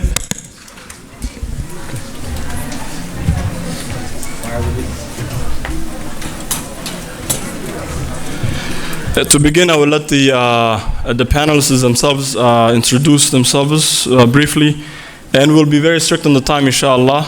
If you could get a more quiet crowd, we'll be very strict with the time, and we'll get some questions from the audience, inshallah. So if we could start on my left or the immediate sister, and then go on. About 2 minutes to introduce yourselves, please. Okay. Assalamu alaikum, everyone. My name is Salma Ahmed. I'm a University of Minnesota senior, and I'm also the president of the Muslim Student Association. No. Okay, can you guys hear me now? Okay, sorry. Like I said before, my name is Salma Ahmed. I'm a senior at the University of Minnesota, and I'm also the Muslim Student Association president, and I'm also an activist. I'm not sure what else we're supposed to say to introduce ourselves, but the sort of activism work that I do is really centered around kind of like my local campus where I'm most involved, where I'm most, active. So just kind of like recentering MSA spaces to have a commitment to social justice and civic engagement, which I will talk more about later. And also mentoring youth as well. I do a lot of that. And also some other work that I do. I'm a sociologist, so I, inshallah, want to get my PhD and teach and do research. So a lot of the work that I do is actually around like issues that affect Muslims on like a political level. So like mass incarceration, other issues like that, which again, I will talk more about later, inshallah. Thank you, Sister Salma. Next. Assalamu alaikum. My name is Khalid Umar. I'm an organizer with the Muslim Coalition of Isaiah, also a PACE director with Mass Minnesota. So I do a lot of work regarding, challenging these systems that are really oppressing our communities. So I did a lot of work on electoral work. Also, I did a lot of organizing Sajid's to really do work and become politically active in a time where Islamophobia is the biggest issue that we're dealing with. And also we're dealing with a lot of mass incarceration. Many of our youth are being locked up, and there's not really a platform. So challenging those systems, it's what I am organizing. And also I do a lot of youth work too, but inshallah I'm really excited to talk to you all about this civic engagement, how we can all get involved to do this work. Bismillah. My name is Jamal Abdullahi. I'm a old man compared to folks that are sitting in the audience. I spent about 20 years in corporate America with the engineering background. I worked many of some of the large corporations in America, companies that you may never heard of. But one of the highlights of my career was building fighter jets, F-35, F-16, F-22s, mission computers. So I spent about 15 years. In parallel to that, I also spent a lot of time in community organizing, fighting against injustice. I spent a lot of time in the state capitol, sponsoring and working with local legislators. I was, I spent a considerable time organizing within the Democratic Party, or the DFL.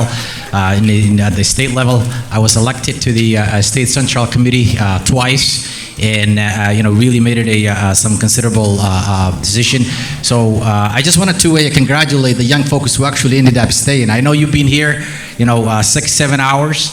And a whole bunch of your colleagues and peers decided to take off, and at the very end, I'm so proud of you and so happy that you wanted to listen in a discussion about civic engagement or political engagement as we get into it. So it's quite interesting, and and hopefully we'll have some robust discussion and that subject. So.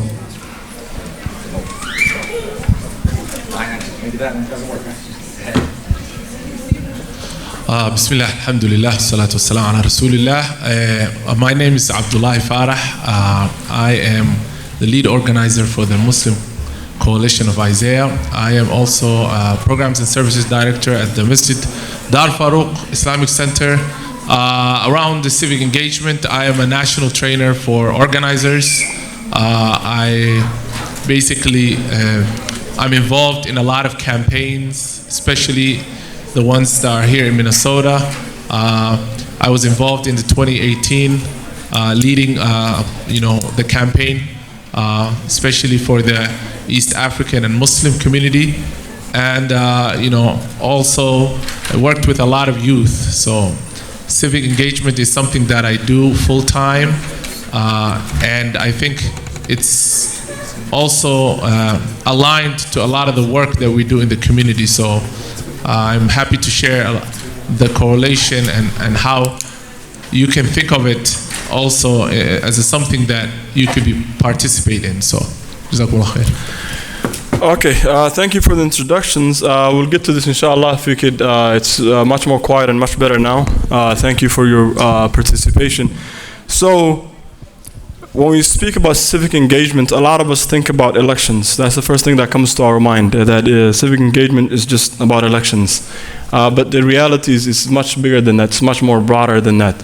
So, could you give a small, brief summary of what civic engagement is to you, or what it means to you? If you could start, Brother Jamal. I'll start, since I'm probably the oldest in the panel. It's a tradition. Can you guys hear me fine? Is it, or that? I can't hear myself. I'm just louder.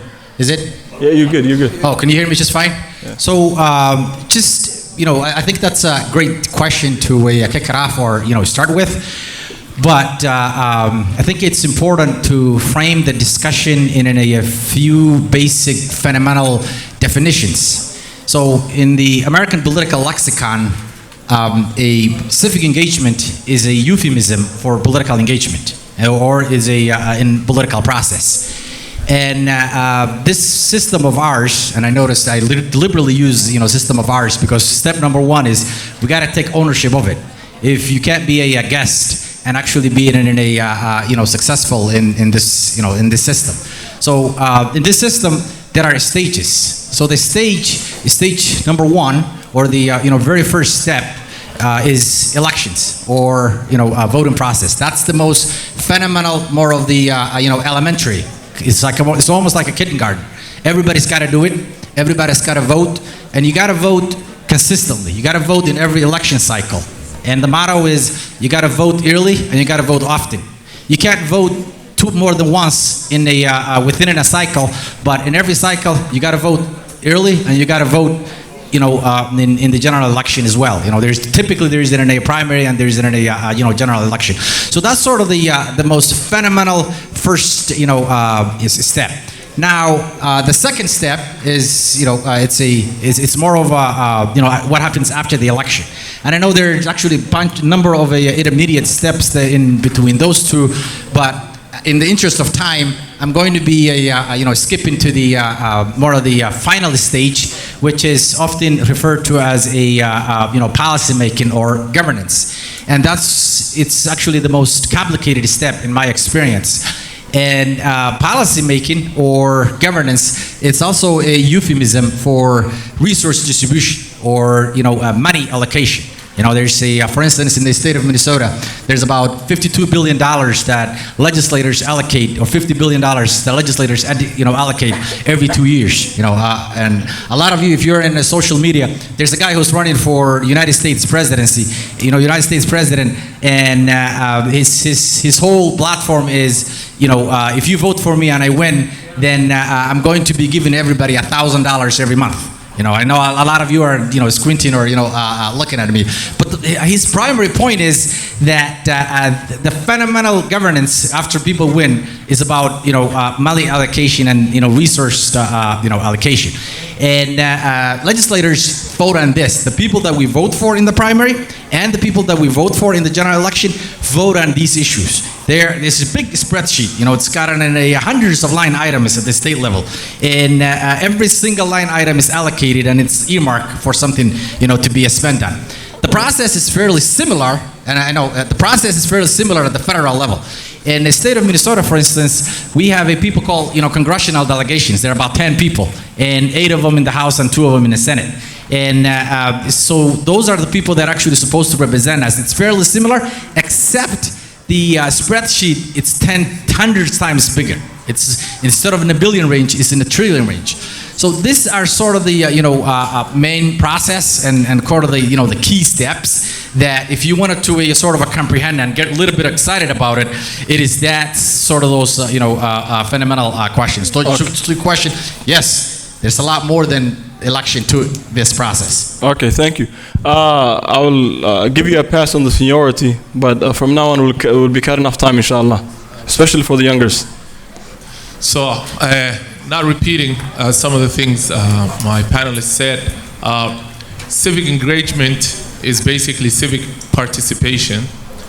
And oftentimes when we look at politics, we think of like just candidates running or policies that you have to choose from. But I would take it even a step further. Anytime any individual or a group get involved in an issue of a public concern, that is civic engagement.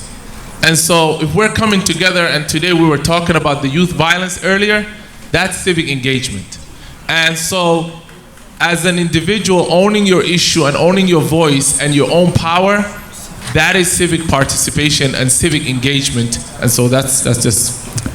Thank you very much. Go ahead. Yes, actually, want to give you guys a quick story. So I don't know if you guys do many of you guys have like high school MSAs? Okay. So one of the challenges that we had in my previous high school was that we didn't have a space to go and pray. Part of this was, there wasn't that sort of space that was provided. So what we did is we organized our friend group, brought our parents, even brought up our community leaders, got them involved, and we were able to have a space to go on and pray. That is civic engagement. It does not mean that you got to go out and vote. It means that you take care of the issues that belong to you, which was salah. Salah is a very important issue for us as Muslims, and it's a right that we have upon schools to give us and provide us that space. I even remember Hudubi was one of our leaders that came and was talking, negotiating. But the plan has changed when we brought our family members, community members, and we actually had that space provided for us. So it's about taking an issue and doing something about it. That's being civically engaged. MashaAllah, those were all very beautiful answers. There's not really much else I want to add to that except to say that on this entire panel, I'm probably the least civically engaged as far as voting and as far as like delegates and being sort of involved in like the democratic like delegation, conventions, things like that. I don't consider that to be my form of civic engagement. I'm more involved in like political organizing, activism, grassroots organizing, kind of like Khalid was talking about. So for example, my MSA is the largest MSA in the state of Minnesota, probably the largest MSA in like the Midwest, like that area most likely. And we because our university is one of the Big Ten, you would think like we have a lot of resources for Muslim students. No, we don't actually. A lot of the stuff that we get, we have to fight to get. And as the MSA president, a lot of those kind of things fall into my lap.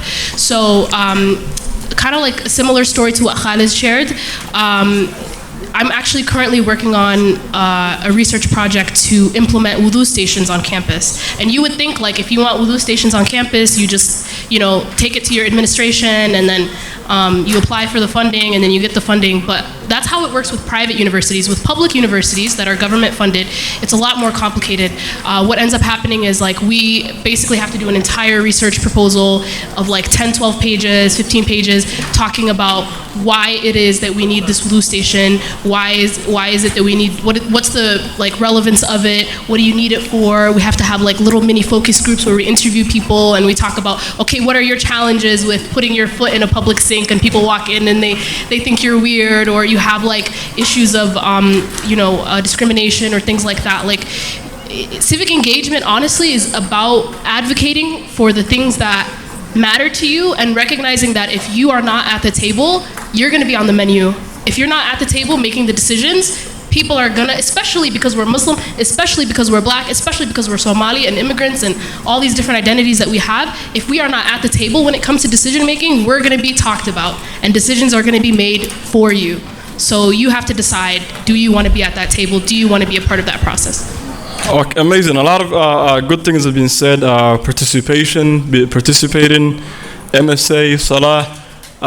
The audience is a lot of youth, a lot of high school, college students. How many of you have place to pray at the school? How many of you have a place that's dedicated for Salah? Okay, mashallah, good. So what Brother Khalid was talking about earlier, it was Apple Valley High School. It took about a year for them to get not only a place to pray, but for the school to allow them to pray. And he was a student at the time. I was just a little bit ahead of him. I didn't go to Apple Valley, but I wasn't a leader. He just got held back, I think. But so that is good. Going off from that, Khalid, you mentioned how, as a high school student, you were civically engaged, and it wasn't about politics, voting, or it wasn't about meeting elected officials. Selma, you talked about MSAs, which a lot of people here are part of, a lot of the students here are part of. So how important is it for the youth to get involved? I will start with the two of you.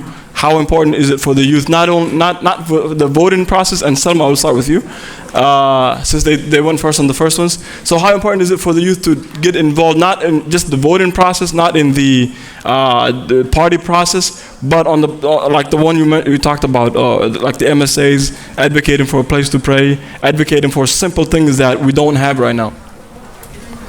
Well, in short, I think it's very important for youth to get involved. One of my mentors, and that's another thing I want to talk about later too, is having mentors is very important. I don't know where I would be without the female mentors in my life that have challenged me, uplifted me, supported me, been there for me, subhanAllah. So, but I'll talk a little bit more about that later. It's incredibly important. One of my mentors told me that, you know, she's much older, she's in her 30s now, but we're about 10 years apart.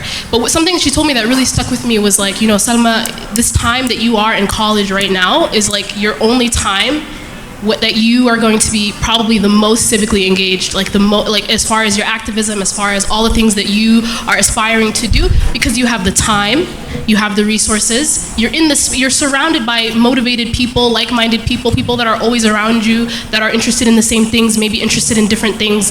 And subhanAllah, it's true. College, like me being in my 5th year of college, I've met so many incredible people that are organizing on so many different fronts, and I don't think I'll ever be this like connected in my life ever again. So when that's why I'm really sad to leave. That's why I'm in my 5th year. Yeah, keep extending as much as I can, subhanAllah. But you know, it's incredibly important to get involved. And I think like the energy that you have right now, the zeal that you have right now, you will probably not have that to that extent later on in your life. I don't mean any disrespect to the older panelists here today.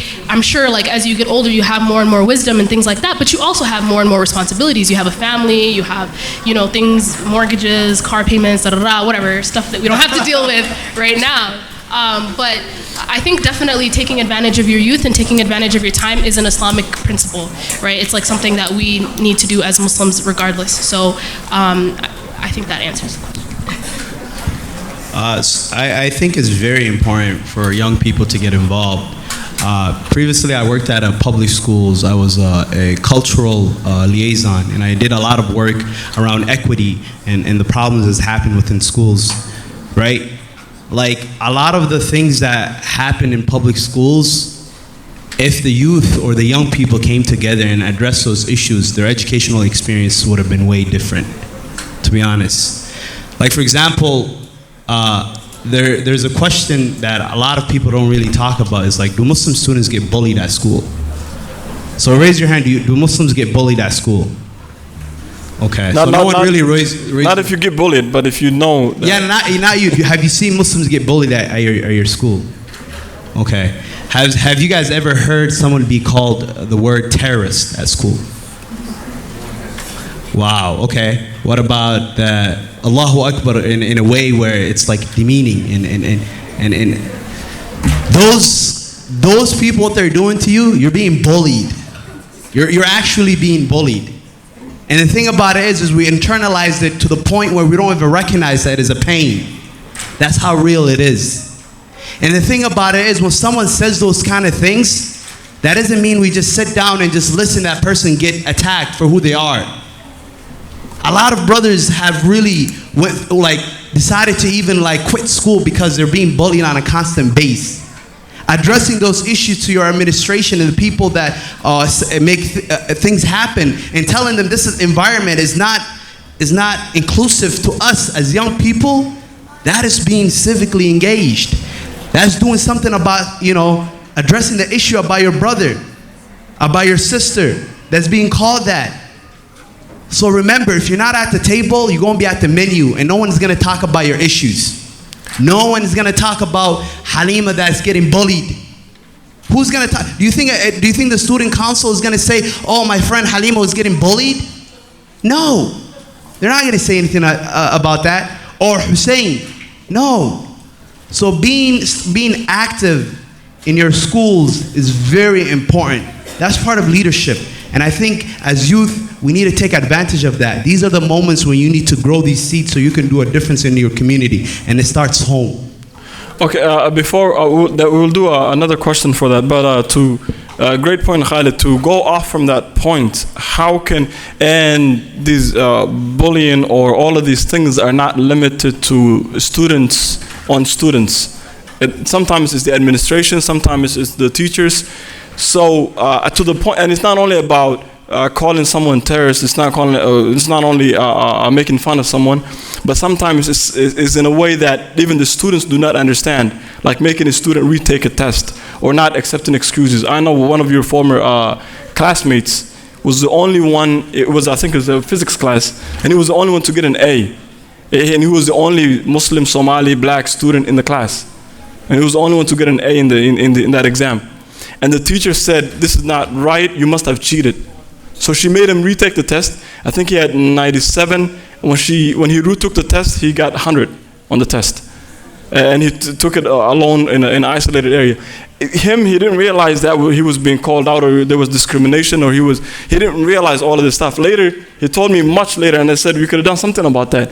So how can we change that narrative? How can students being in a not position of strength, what can they do to combat that? I'll give you about a minute each or about 2 minutes for the two younger ones and about a minute for you seniors.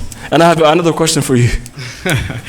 So when a lot of those are very implicit, right? It's an implicit bias that we oftentimes don't really, they don't show up as it doesn't show up. Someone's not gonna say, a teacher's not gonna call you, you're not smart, right? But the way she treats you or the way she acknowledges you, or sometimes, I have seen, I have observed a lot of classrooms and I would see that, when the white kid raises their hands, he will get picked on. But when the sister in the back, that's Muslim, that's wearing a hijab, when she's raising her hand all day, no one's acknowledging her. That is painful. That is saying that person is not capable of answering that. But to bring it to the student perspective, when you see those things, write it down. Write it down and mention it to your parents. Your parents have a big influence in schools. Wallahi, they have one, if 40 parents came up to a school to address one issue, best believe that will be changed. Wallahi, that will be changed without a doubt, because that means 40 parents will take out their kids. There's a risk for that. That means they're losing money. The only times they will understand you to your issue to address it is to bring it from your parents' perspective and actually take notes and remember those situations. Because if you're not writing it down and you just say, I assume, then it's going to be very hard. But we need to really affect those skills and remember to advocate for yourself. If you're not advocating for yourself, no one else is. Wallahi. And it's painful to watch people being put down, and they have a lot of potential to do great things over some petty things that could have been changed, over a policy that could have been changed. So inshallah, I'll let Salma say some things about that. Good point. And I just want to emphasize on writing things down and communicating things in writing, not verbally. We're an oral society. We like to talk. and a lot of times even if you involve your parents, they might talk to the teacher, they might talk to the principal, but none of that stuff is going to be documented or recorded. Instead, a simple email will be much better, because if they respond, they have to be careful with their response. Salma, go ahead. Okay, so Jazakallah khair Khalid, that was beautiful. One of the couple things that I want to add to that is that know that, you know, if something like that does happen to you, where a teacher or somebody that, you know, is in a position of power does something to you that is demeaning, know that it's not your fault. Know that it's not your fault at all. There's nothing that you could have done to prevent it. That person's internal biases have nothing to do with you, how smart you are, how brilliant you are, how capable you are, how, you know, amazing you are. It has nothing to do with that. I wish that someone had told me that when I was 5th grade, 6th grade, 7th grade, you know, in my formative years, because a lot of those kind of instances did happen to me. I went to pretty much white schools, you know, predominantly white schools my entire life. So when stuff like that happens, it's very easy to take it personally. It's very easy to internalize that person's perception of you and everyone who looks like you to be like the same and all these things. But something that I would say, and something that I would add to that, to what Khalid said, is talk to an adult that you trust. You know, maybe for some of us it's our parents, and for some of us it's not, maybe, and that's okay. Talk to an adult that you trust. No, there needs to be accountability. That person, especially if they're in a position of power, like your teacher, administrator, something like that, there has to be, they need to be held accountable for their actions and the way that they made you feel, and trust your gut. You know, I don't know how much a 3rd grader can advocate for themselves. I don't know how much a 4th grader, you know, 9 or 10 years old. We're not, like, sometimes you should just be allowed to be children. You know, we shouldn't have to, like, try to always fight these things. And especially when you're that young, what do you really know? It's kind of hard. But what I would say is, I don't see any 3rd graders, 4th graders in this room, but what I'm saying is, when you're like in high school, so subhanAllah, like when you're in that time, high school, college, something like this happens to you, trust your gut. More often than not, if you feel like something's wrong, there is something that's wrong. There's organizations like CARE, the Council for American Islamic Relations. There's, my MSA does a lot of work around like youth that are being bullied. So just reach out to, if you yourself don't feel like you can advocate for yourself, that's okay. Reach out to organizations that can, and they will. And they'll have those conversations with your administrators, with your teachers, with your professors, whoever they are. If you feel like you can't do it, know that you have a support system and a team of people that will help you if you can't do it for yourself. Okay, good. Also, approaching top officials. Instead of just talking to the student or the teacher or the administration, you might want to go to the superintendent, and you might want to communicate. Let's shift gear quick. Let's talk about elections. And I will start with Brother Jamal again, and then Abdullah Farah. Oftentimes when we are getting involved in elections, it's just about the voting process. We vote and that's it. But by the time the voting happens, the candidates made up their mind, they have their agenda, they know what they're doing. So how do we get involved? How best to get involved? Abdullah has the mic, so go ahead, and then Brother Jamal. So I want to touch on something that's also connected to what they're talking about, which is the issue of power. I think as a community, we've been in a kind of the receiving end of like being played as a political football by the two parties, where the one party scapegoats us and then the other one tokenizes us. And so it's easy to have maybe a campaign, an elected official when they're campaigning to show up in the last 11th hour just to get votes from us. So one of the things, the work that I'm doing that's connected is that how can we as a community build power so that we are actually at the table, and when candidates come to us, we're actually interviewing them and saying, this is our issue A, B, C. What are you going to do about it? And if they don't do anything about it, then we have the choice not to elect them the next time they come around. And if you don't have a power, and what is power? So power is organized money and organized people. And so if everyone here in this room organized to stand behind one issue, then that candidate, whoever wants to get elected by you, has to adopt that issue. Otherwise, they're not going to get on the seat. So it's easy sometimes to get involved in the in the identity politics, where we say we like this candidate, or this candidate looks like us, or or this, and so we vote just because of that. We actually need, as a community, to get educated on what are the issues. Don't vote for a candidate, vote for your issues. Vote for the things that you care about. And so then, if there is a candidate that's aligned with that issue, then you vote for them. But then, after the election, you follow your issue until Brother Jamal was talking about, until it gets to the governance, right? Until it gets to the capital, until it turns into a bill, until it turns into a law. You keep going until it turns into a resource. But we can't do that unless we have power. And you can't talk about this without power and privilege, right? So what we need to do as a community, I think, is that to talk about how can we build power, meaning how can we organize ourselves in our institutions and power organizations and make sure that we're not just playing party politics, but we are getting in this politics with our own agenda at the table, and that we pass our own agenda. So I think in that sense, you can have a relationship with a candidate or an elected official based on your issues, and not mixing access with power, because a lot of people mix access with power. Just because someone gives you access, you think it's power. It's not. So unless we understand that, we're going to be in this political football for a very long time. Thank you, Brother Jamal. So the question, I think, revolves around how do you get it done? You vote in a primary, you vote in a general election, you vote for someone, that someone represents your area, your local community, whether that's at the very minimum, which is soil and water, to someone at the President of the United States. There's always somebody who's running for that. So the question is, how do you get it done? How do you see the issue that's mostly touching you critical? One of the things that you do, and I think brother made a very good point, which was your parents vote. Okay, I have 4 daughters, one in elementary, 2 in the middle school, and 1 in high school. Okay, just in a short months ago, we voted in a school levy.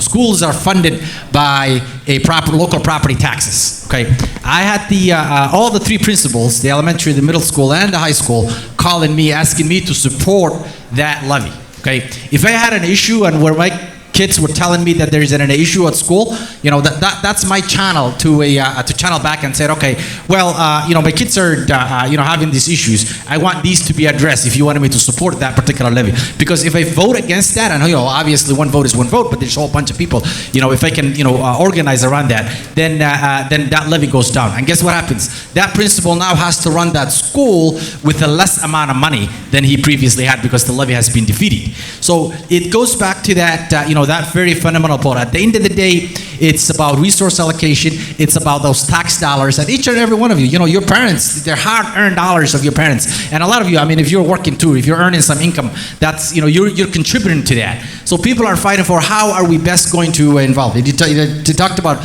a discussion about, trying to get in a prayer service. I bet you 9 out of 10 times when you talk to your local principal, you talk to your principal and he said, okay, we need a venue to pray. Okay, the very first thing they did is, well, we need to allocate a room, we need to find a place to wudu, and that costs us money. Okay, so it's going back to that. How are we going to distribute it? How are we going to allocate the few tax dollars that are collected? So how do you go through it? You make a contact with your representatives. Okay, give them a call. If you can name them, you can find them on Google. Okay, you find them, you call their office, you talk to them.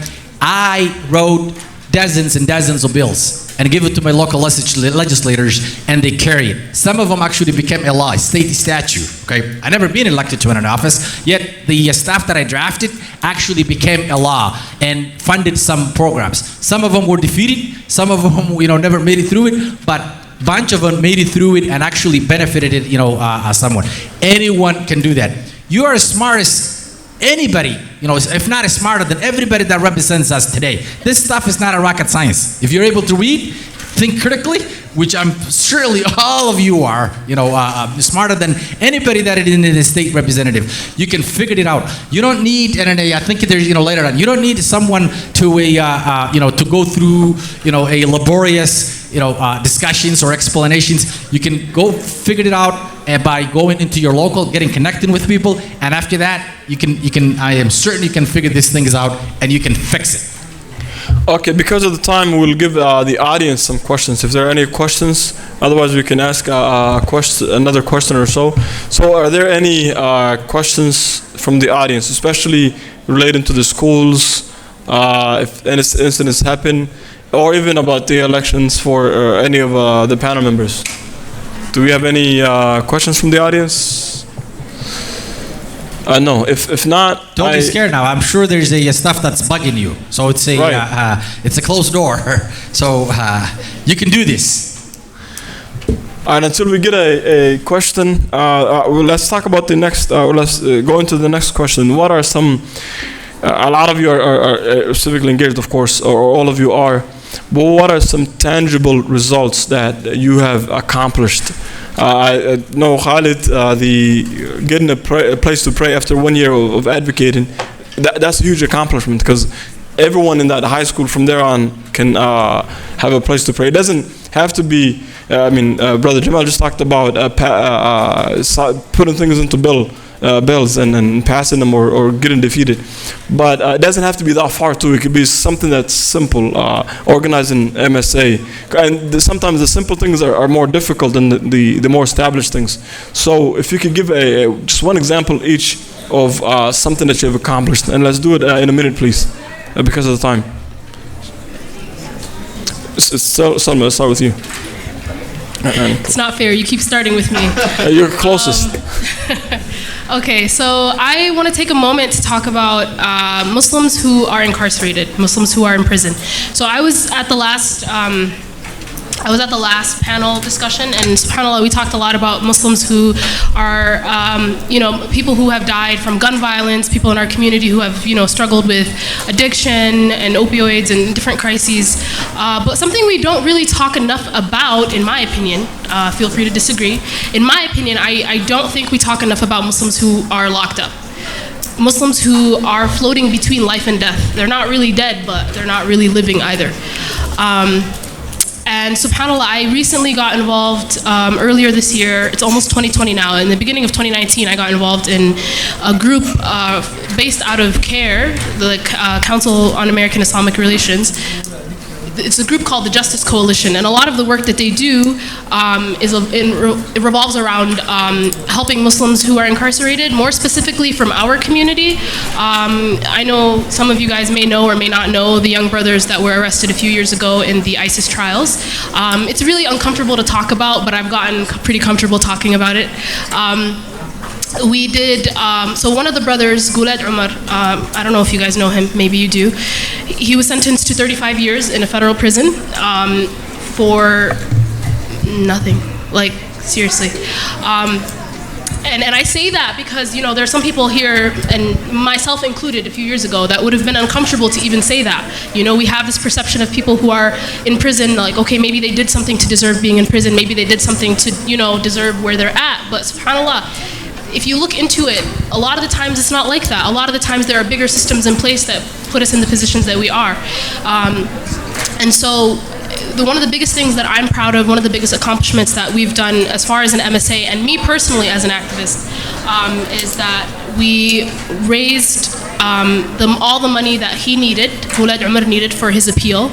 And if you think about a 35-year sentence, subhanAllah, it's very, very, very unjust, regardless of whether something was done or not. 35 years in a federal prison, that's like people who kill people. That's people who genuinely hurt people, who deserve to be put away out of society, But for a non-violent crime, that's a really, really, really harsh sentence. So I know a lot of people in the community have a lot of different opinions about this, but in my opinion, the haqq is the haqq, and if there's a person in your community who needs your help, that person needs your help. Whether they did something or didn't do something, that's like for you to decide later. But in the moment, whatever capacity that you can help, you should help. So that's something that I'm really proud of, is that we helped raise all the money that he needed for his appeal. And inshallah, bi'idhnillah ta'ala, there should be some, Allahu a'lam what the news is going to be, but at least we did our part to help our brothers who are in situations like that. And if you can't raise money for an appeal, that's okay. You can write a letter. If you can't write a letter, that's okay. You can make dua. At the very least, I think that a dua is the very least that our brothers and sisters who are incarcerated deserve from us. How fair is it that like years and years and years pass by and they are locked up and they don't even get an Eid card from us, or they don't even get a Ramadan card from us? You don't even have to know them. It can be generic, you know? SubhanAllah, it's just stuff that I've really been thinking about. Very scattered, unorganized thoughts, but forgive me for that. Inshallah, I'll talk a little bit more about that later too. Oh, mashallah, good point. Brother Khalid. Recently, what do you call it, in the 2019 elections, I did a lot for Muslim voter engagement in St. Paul. St. Paul had a question regarding trash. And and it's funny because like it's about trash, you know. Out of every single thing that could be talked about, it's about trash. But the thing about it is there was an underlying thing, and the underlying thing was that our community, if there was a yes and a no vote, the yes vote meant that, you know, things were just going to be the same and it will get better as we go, and then the no was that there would be an increase on property tax. That would have property owners increase rent on we already have like issues when it comes to rent within our community, right? A lot of our people are dealing with housing situation. So then they would have had paid more for their rent, and which would have created a lot of problems within our community, which would have put a lot of people homeless, to be frank.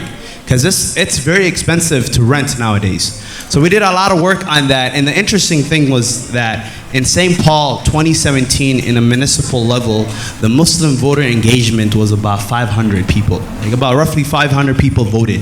In 2017, about 700 people voted. But within this year, 2019, we had, just within one complex, because of the work that we have done and organized within St. Paul, we had one apartment that voted like 700 people. And I think you guys may know this, it's called the Skyline. And it was like others were like, how, Muslims vote? What? Question mark, huh? No, Muslims vote because they vote on issues that are important to them, right? So it was changing the type of politics that was happening within Minnesota. Politics of scapegoating, saying that they want to do something for you, but they don't really do. And then at the end of the day, they're like, you know, they come to you towards the end of the election and say, hey, can I get your vote? No, we wanted to make a difference and engage our community. And frankly, the funniest thing was that on the day of elections, Tuesday, the mayor of St. Paul stopped by and actually door knocked with us. Not like us door knocking for him. He door knocked with us. I was literally having him go around and door knock because he saw the power that we're building within our community. And that's what we need. We don't need folks to tokenize us. We need them to do the work that we want them. So that's the work that I'm very super happy about, that I was able to accomplish because of the work that we did. Now people don't have to worry about their housing and paying more for their rent. Good, Brother Jamal and Brother Abdullahi. If you could conclude in about a minute and a half and 2 minutes, under 2 minutes, inshallah. So, each one of you, not both of you together. No, that's right. St. Paul trash fight. That's the stuff of legendary. It's high profile. But there are two pieces of legislators that I'm actually truly proud of. That I took initiative and actually became law and were signed into a statute that that actually were implemented. First one. And I know, every time I pick up the press and read about the program, someone is claiming a victory of it, which is, excellent, because as the old saying goes, a victory has 1,000 fathers, and defeat is an orphan. This is what it is a few years back.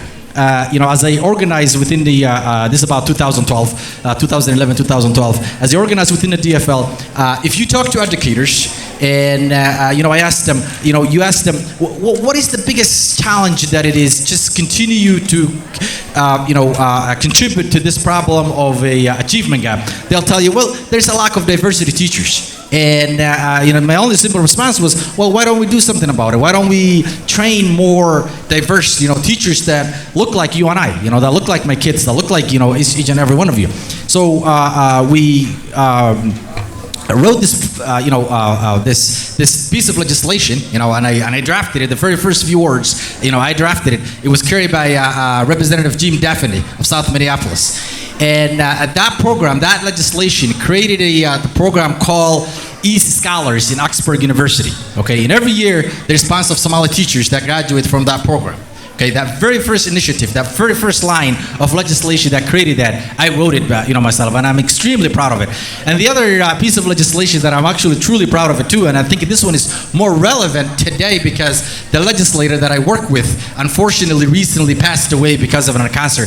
Diane Laffner of Northeast Minneapolis, created this as well. What that legislation did was it allocated money, a very small amount of money, about $300K, relative to that $52 billion budget that we talked about, to be able to do in a grassroots level, more of the retail level, for a behavioral mental health. Because you could see it, you could see how 5-6 years ago, if you just observe our community, you could see how across the board, prevalent was this issue was. And I was so gratified to see today panels after panels about substance abuse, about mental health issues.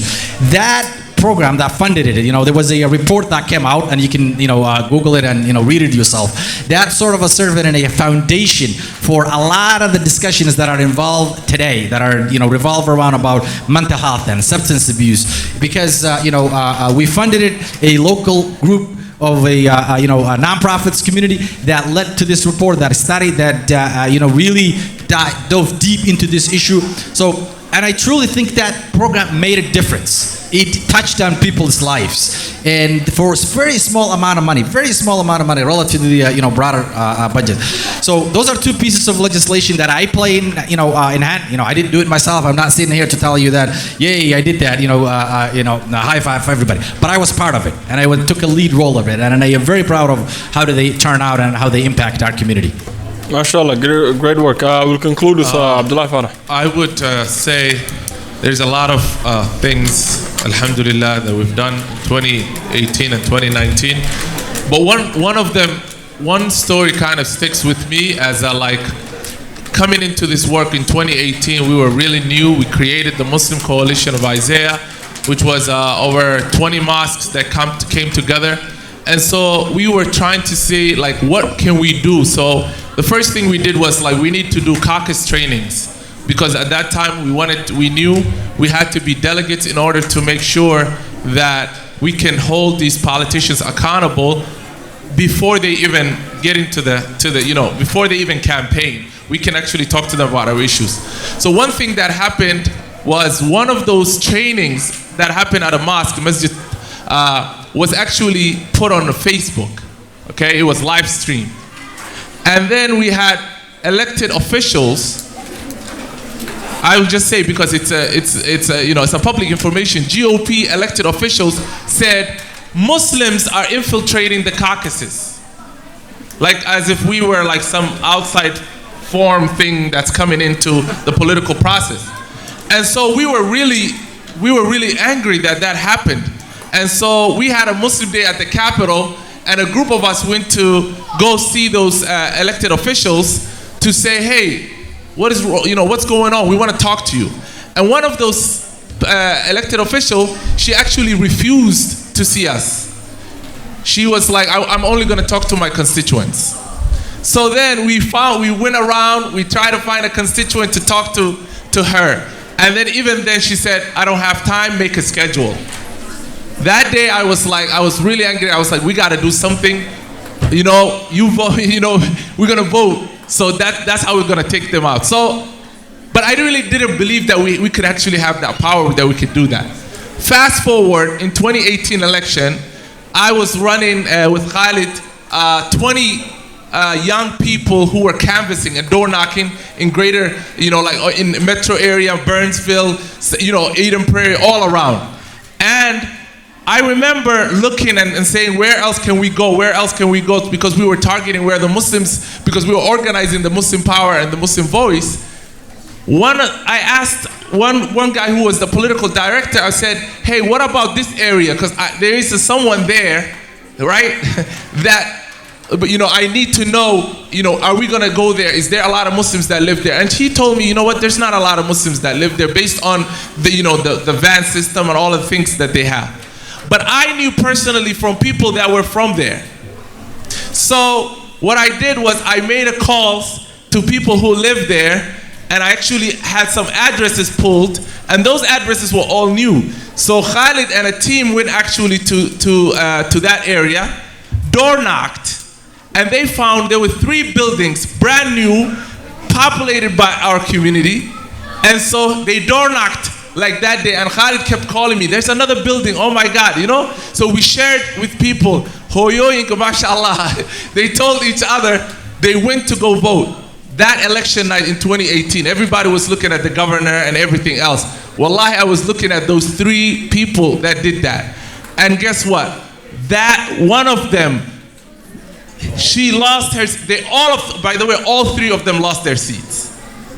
And one of them lost her seat by 110 votes.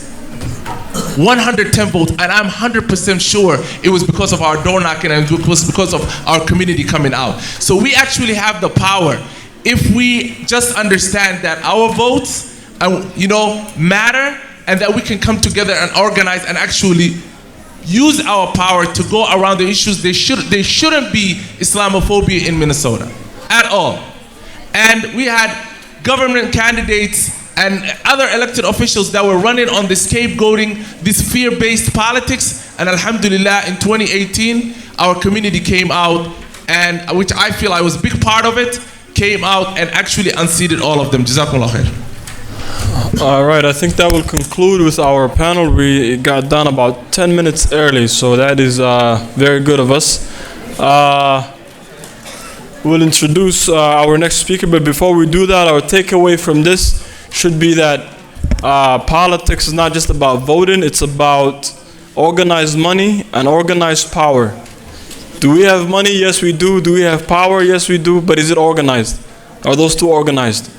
So far, they're not. Let's organize those 2. The opinions of the panel members are those of the panel members and not those of the organization or those who organize this convention. I will conclude with that. Our next entertainer or nasheed is by Brother Sharif, and I will welcome him to the stage. Jazakumullah. Thank you for listening. Assalamu alaikum wa rahmatullah. Brother Muhammad Sharif. Assalamu alaikum everyone. Since this is the youth conference, I prepared 2 of my nasheeds to encourage the youth. Bismillah.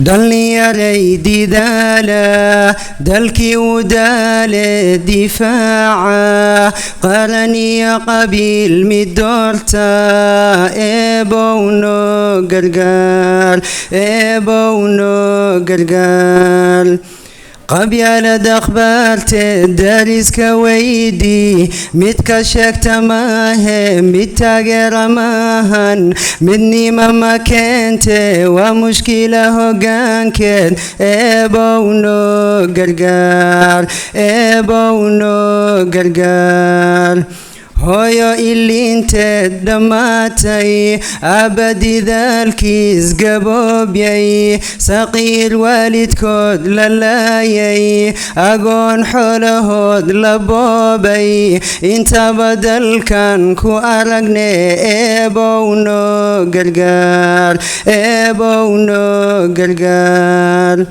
دلني يا ري ميذوبو ميديسكو شاقو مستقبل كينا صلاة أوغو صون كان صوما زكاة ذا ديبو حج كان آذا سقد دحيها بينكي صلاة توسا إبونو قرقار إبونو قرقار dulmi iyo dagaal diintu ma sheegte dembi dulaysan dushaha saaran dalka nuursho dariiqa diinta saara eebow noo gargaar eebow noo gargaar.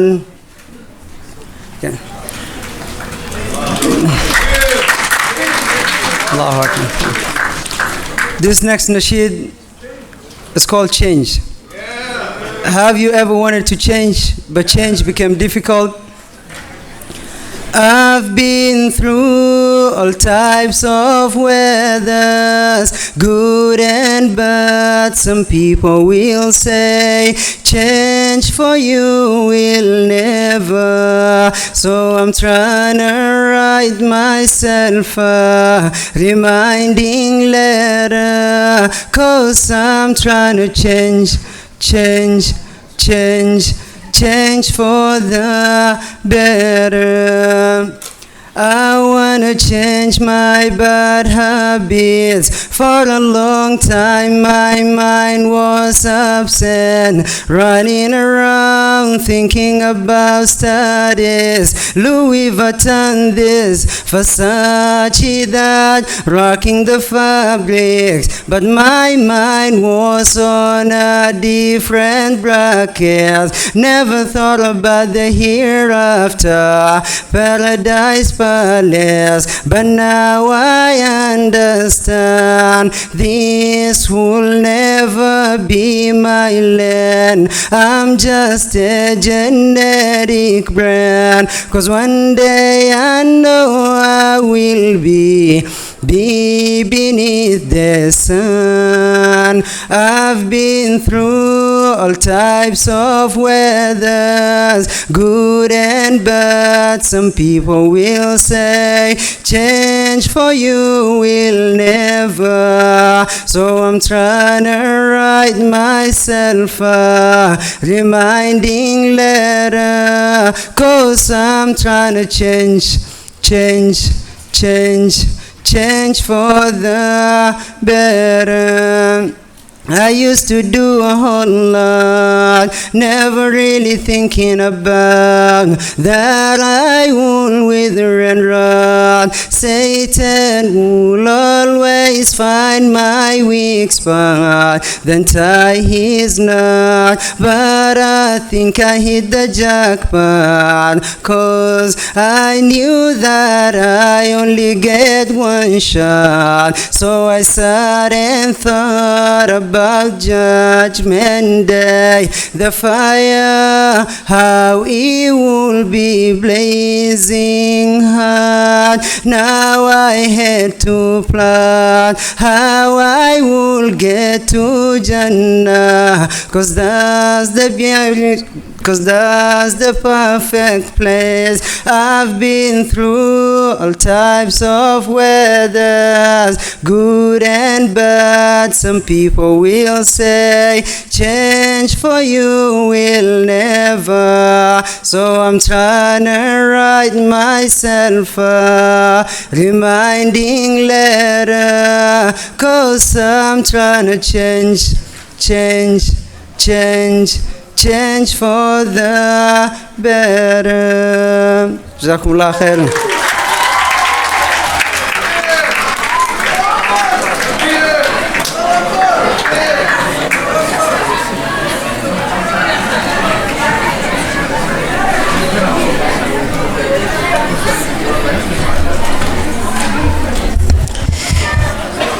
Jazakallah, Brother Sharif, for that beautiful nasheed.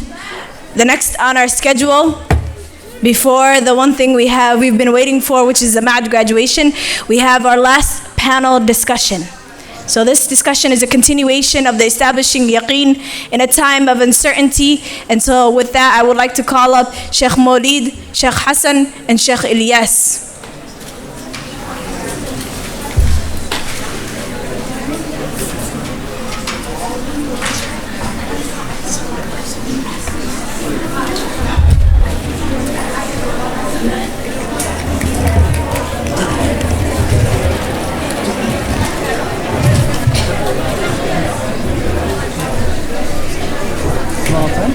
Yeah, I'm perfect.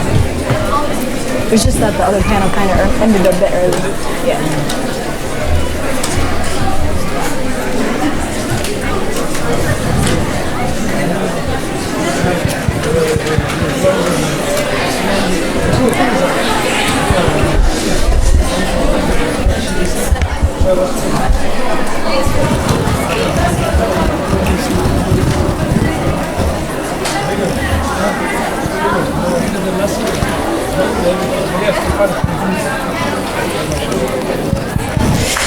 Okay, Bismillah. The first question we will be starting off with for this panel is, how can a person cultivate a mindfulness of Allah?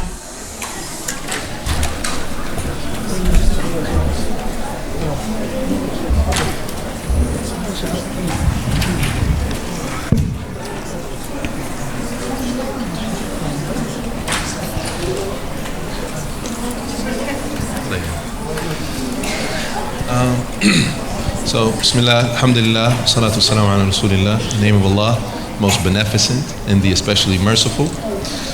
The question was, how can we cultivate a mindfulness and awareness of Allah? Yep. Subhanallah.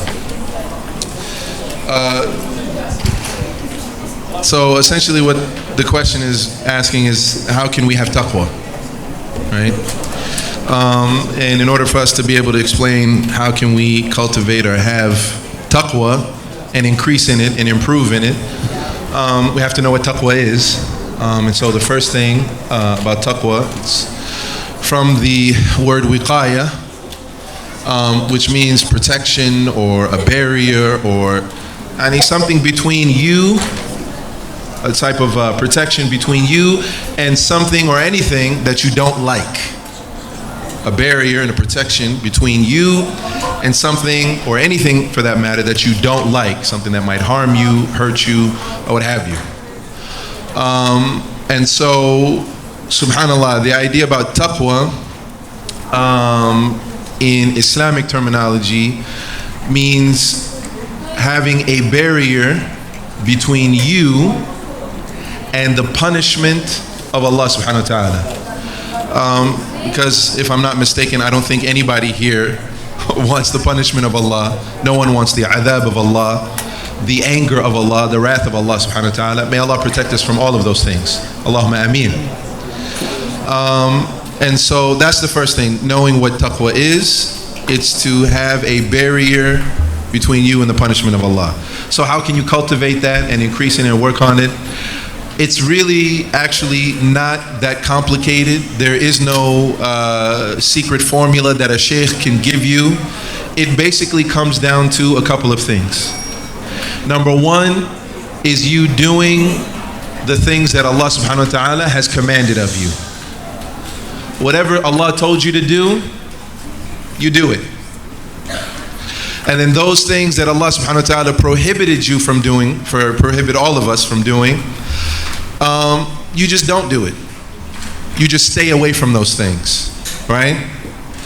And in doing so, doing those things that Allah subhanahu wa ta'ala has commanded, for example, prayer, Allah commanded us to pray. And if you do that, if you pray, as He told us to do, 5 daily prayers, Fajr, Duha, Asr, Maghrib, Isha, for example, right? Then through that, you will be protected from the punishment and the wrath of Allah subhanahu wa ta'ala. And conversely, those things that Allah subhanahu wa ta'ala forbade us from doing. So for example, Allah subhanahu wa ta'ala tells us not to go anywhere near adultery. And mind you, when He says La taqrabu zina, don't go anywhere near it, He didn't say don't do it. Notice that wording in the ayah says don't go anywhere near it, don't even get close to it. So that means, what we can understand means, it should mean that you shouldn't have, if you're a female, just friends who are males. You shouldn't do that. Have colleagues, co-workers, classmates, people that you may have to do dealings with and do business with or what have you, or things in class. But just a friend, oh, we just studied together, he came over to my house and I went over to his house. because that brings you one step closer to zina. So now when you don't do that, i.e. you stay away from that, then you have a barrier and a protection from the punishment of Allah subhanahu wa ta'ala. So it's simply really those two things: doing what He commanded and staying away from what He prohibited. And the reason why you get the protection of Allah and why they explain it to be like an awareness of Allah subhanahu wa ta'ala is that when you do those two things, like get up and pray, you get up and pray, for example, Fajr, and go make wudu because you're thinking about Allah, right? And you're aware of Allah. Especially, and I like the example of Fajr because it's still dark outside. Most other people are still asleep. And so you should only be doing that, and the likelihood of you doing that for anybody else is very minimal and small. But because you're thinking about Allah subhanahu wa ta'ala, and you want to make Him happy, and you want to make Him pleased, and you don't want the punishment of Allah, right? And because of you doing what He commanded, then you're protected from the hellfire. Does that make sense? I'm trying to keep it as simple as possible. So basically what it is you trying to do those things that Allah subhanahu wa ta'ala commanded, is that you're trying to make those things a habit in your life. And you start with those things that Allah commanded. The extra things, the supererogatory things, I don't know why that's a really big word. Supererogatory? Supererogatory. What he said. The sunan, the nawafil, the extra prayers. You focus on those things that Allah has made mandatory on you first. And you make those things a habit. Then, added to that, to go on further cultivating your taqwa of Allah subhanahu wa ta'ala, you add the sunnah. So the two before Fajr, the two before Dhuhr, and then the 2 or 4, depending on your madhab, after Dhuhr. And then there is none after Asr. And then the 2 after Maghrib, and then the 2 after Isha. You add those when you have your fundamentals, and they protected your those things that are obligatory on you. And this is actually mentioned in a Hadith Qudsi, where Allah subhanahu wa ta'ala mentions, or the Prophet sallallahu alaihi wasallam mentioned that Allah subhanahu wa ta'ala said, Allahumma salli ala Muhammad, Man aada li waliyan faqad aadhantuhu bil harb. Allah subhanahu wa ta'ala mentioned on the tongue of the Prophet sallallahu alaihi wasallam that whoever has harmed my close friend, Allah says, then I declare war on that person. فَقَدْ آذَنْتُهُ بِالْحَرْبِ. I have declared war on that person. If they harm anybody who's a close friend of mine, any of the awliya of Allah, those people who are trying to have taqwa, Allah declares war on those people who try to harm them. And then He goes on to say that there is nothing that they can do that's more beloved to me than those things that I've made obligatory on them. Nothing is more beloved to Allah subhanahu wa ta'ala than Fajr, Dhuhr, Asr, Maghrib, and Isha. You could pray Qiyam al-Layl for 100 years, but it would not be better than one Salat al-Fajr. Because Qiyam al-Layl is encouraged to do, you should do it, but it's not mandatory. Whereas Fajr is mandatory. Think about you like not doing your homework that you were supposed to do in class. You don't do it, and then you try to ask your teacher to do extra credit. You're like, you didn't even do the one you're supposed to do. How are you going to ask for extra credit? So anyways, going back to the hadith, the Prophet ﷺ said that Allah subhanahu wa ta'ala said that that's the best thing they can do. Once they establish those obligatory things, then they keep getting closer, and they keep getting closer to Allah, i.e. keep cultivating their taqwa of Allah subhanahu wa ta'ala and getting closer to Him by doing extra things, by adding on. So for example, the mandatory for all of us in regards to fasting is what? And I'm asking you all, please, so it's not rhetorical. Mandatory fasting for Muslims is what? Oh, subhanallah. Y'all don't know? What's the mandatory fasting for all Muslims? What type of fasting do we have to do? Ramadan. We all have to do that. That's wajib. Allah loves that more than any other fasting. But in yourself, if you're saying, okay, I want to get even closer to Allah and I want to cultivate my relationship with Allah subhanahu wa ta'ala, then I fast Mondays and Thursdays. I add to that. And if I want to get even closer, then I add even more to that, and I fast Ayyam al-Bid, or what are known as the white days, the 13th, 14th, and 15th of the lunar calendar. But anyways, I think I could go on and on, but it's simply that. You do those things that Allah subhanahu wa ta'ala commanded, and you stay away from those things that He's prohibited. And inshallah, I hope that's clear, and Allah knows best. I feel like for my next question, Sheikh Ilyas kind of touched on it already, but sometimes in the society, especially that we live in, it's a bit hard to get your heart to love that which Allah has, not even love that, but like make it as, have it something continuous in your life. But how can a person get their soul to love good and to hate that which is not good for the soul, or i.e. that which Allah has prohibited?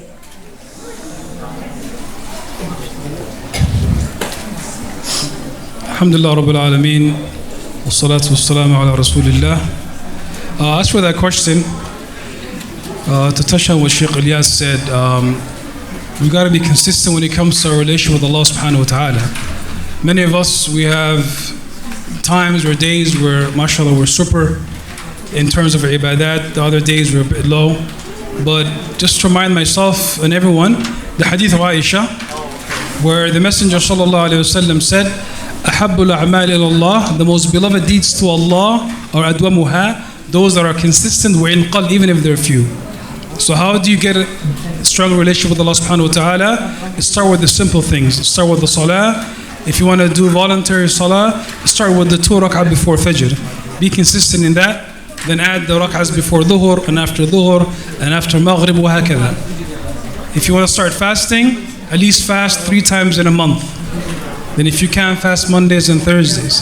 When it comes to reading the Quran, some of us, we try to read at least 1 or 2 juz a day. Start with 1 page a day, then go to 5 pages, 10 pages, and so on and so forth. If you do that, that will help you in your relationship with Allah subhanahu wa ta'ala. And regardless of your situation, know that Allah subhanahu wa ta'ala continuously describes Himself. When Allah teaches us about Himself, He describes Himself as Bismillahir Rahmanir Rahim. These are the sifat of rahmah, the sifat of mercy. So regardless of if you fall short, know that Allah subhanahu wa ta'ala is Ghafurur Rahim. Fadl Shaykh.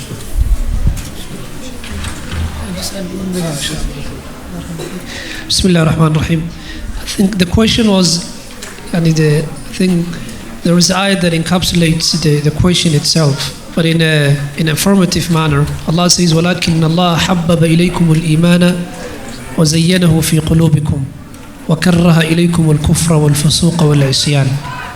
And the question is, how can you love Iman?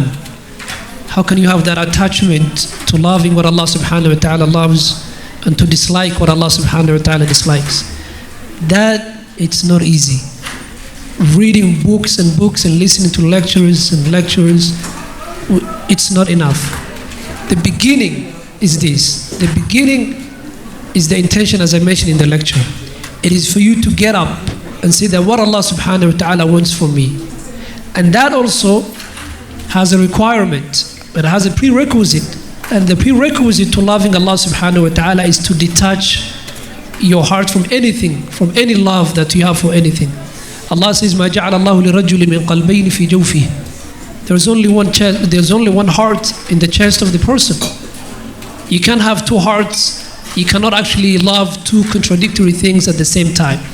So I think people listen to lectures, we listen to advices all the time, but still we're struggling with what Allah loves, and we're struggling with that hubb and the love of Iman.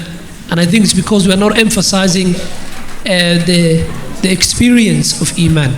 I think what we need nowadays, it's not only talks, it's not only lectures, it's not only lessons, it's not only using your mind and listening to lectures. What we're missing nowadays is for each and every one of us to question our intentions and to have the will and the determination to believe in Allah subhanahu wa ta'ala. That is the quality that we need, to detach ourselves from any love that we have for the dunya, to give up that so we can attain the love of Allah subhanahu wa ta'ala and the love of the iman. So, Jazakallah khair to the two sheikhs for what they had, and I just wanted to add something to that. And again, for me, I try to keep things as simple as possible. Earlier in my talk, I mentioned about Tawbah, and that there is a process or a way about that you have to go about returning to Allah subhanahu wa ta'ala. When it comes to the question, just repeat the question again. How can one get their soul to love good and to hate that which is not good for the soul? To me, it is also something very linear and straightforward. The Prophet ﷺ mentions al-ilmu bit-ta'allum wal-hilmu bit-tahallum. He said knowledge is by learning, which is obvious, and most of us, I think, we understand that, right? You become educated by going to school, reading, studying, tests, etc., right? So you become knowledgeable by learning. But then the other one he mentions, al-hilmu bit-tahallum, that one usually people don't readily understand that, because the word hilm means forbearance. Someone who's able to persevere and kind of like withhold themselves and endure hardships without complaining, like they're forbearing, right? He said, and usually people think of that as something you're born with, like it's something about somebody's character. But the Prophet ﷺ, he put those two things together to show that no, one of those things, which you all know, you just got to do, you got to go through the process. If you want to be knowledgeable, you got to sit and study and learn.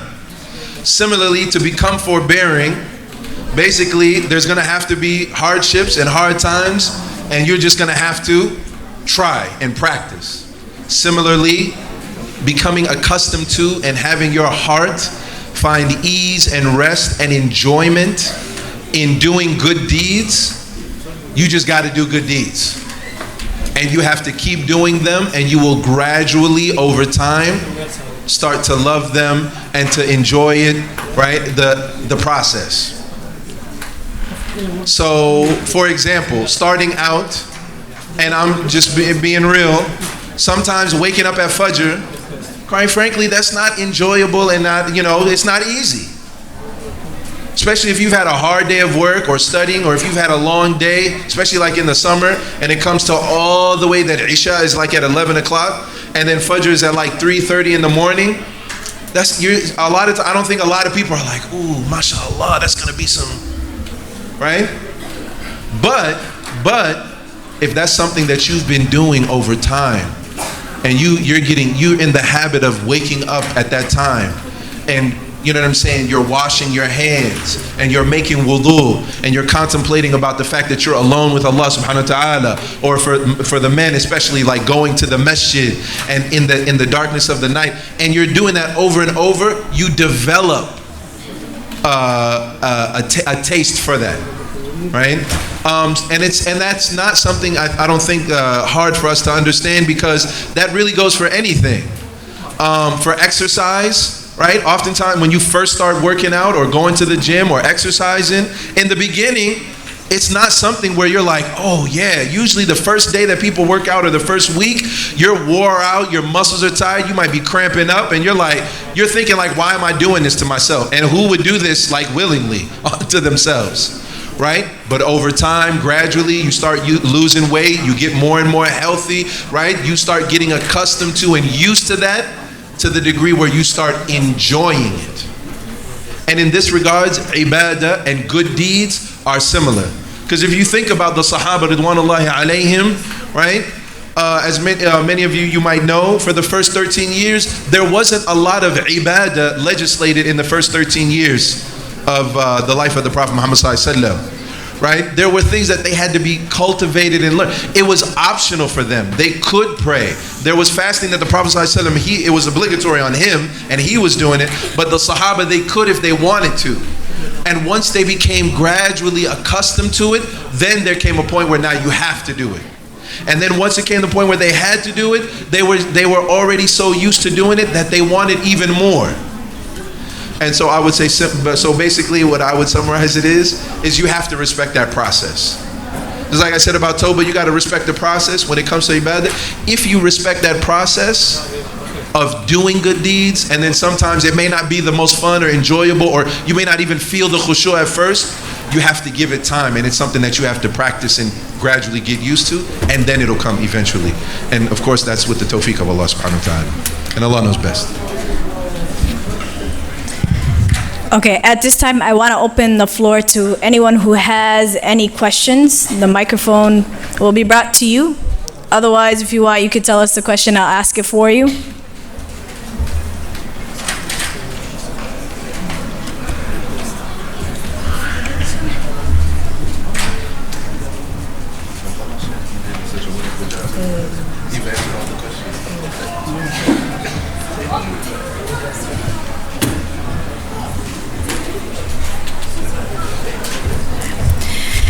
Okay, so the question that was asked is, once we establish yaqeen and start healthy habits such as salah and fasting, some people start doing these actions only habitually, and sometimes it turns into another item on the to-do list. So how can we continually renew our iman?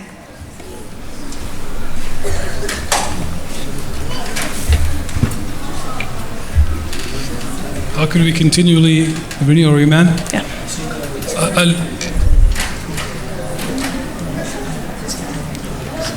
MashaAllah, how to make ibadah something that is enjoyable.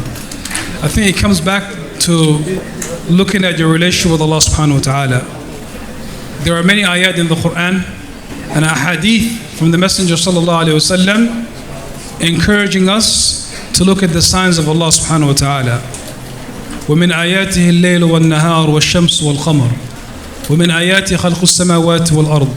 Allah subhanahu wa ta'ala has many signs, to the extent that Allah subhanahu wa ta'ala said, وَفِي أَنفُسِكُمْ أَفَلَا تُبْصِرُونَ. Within ourselves there are signs.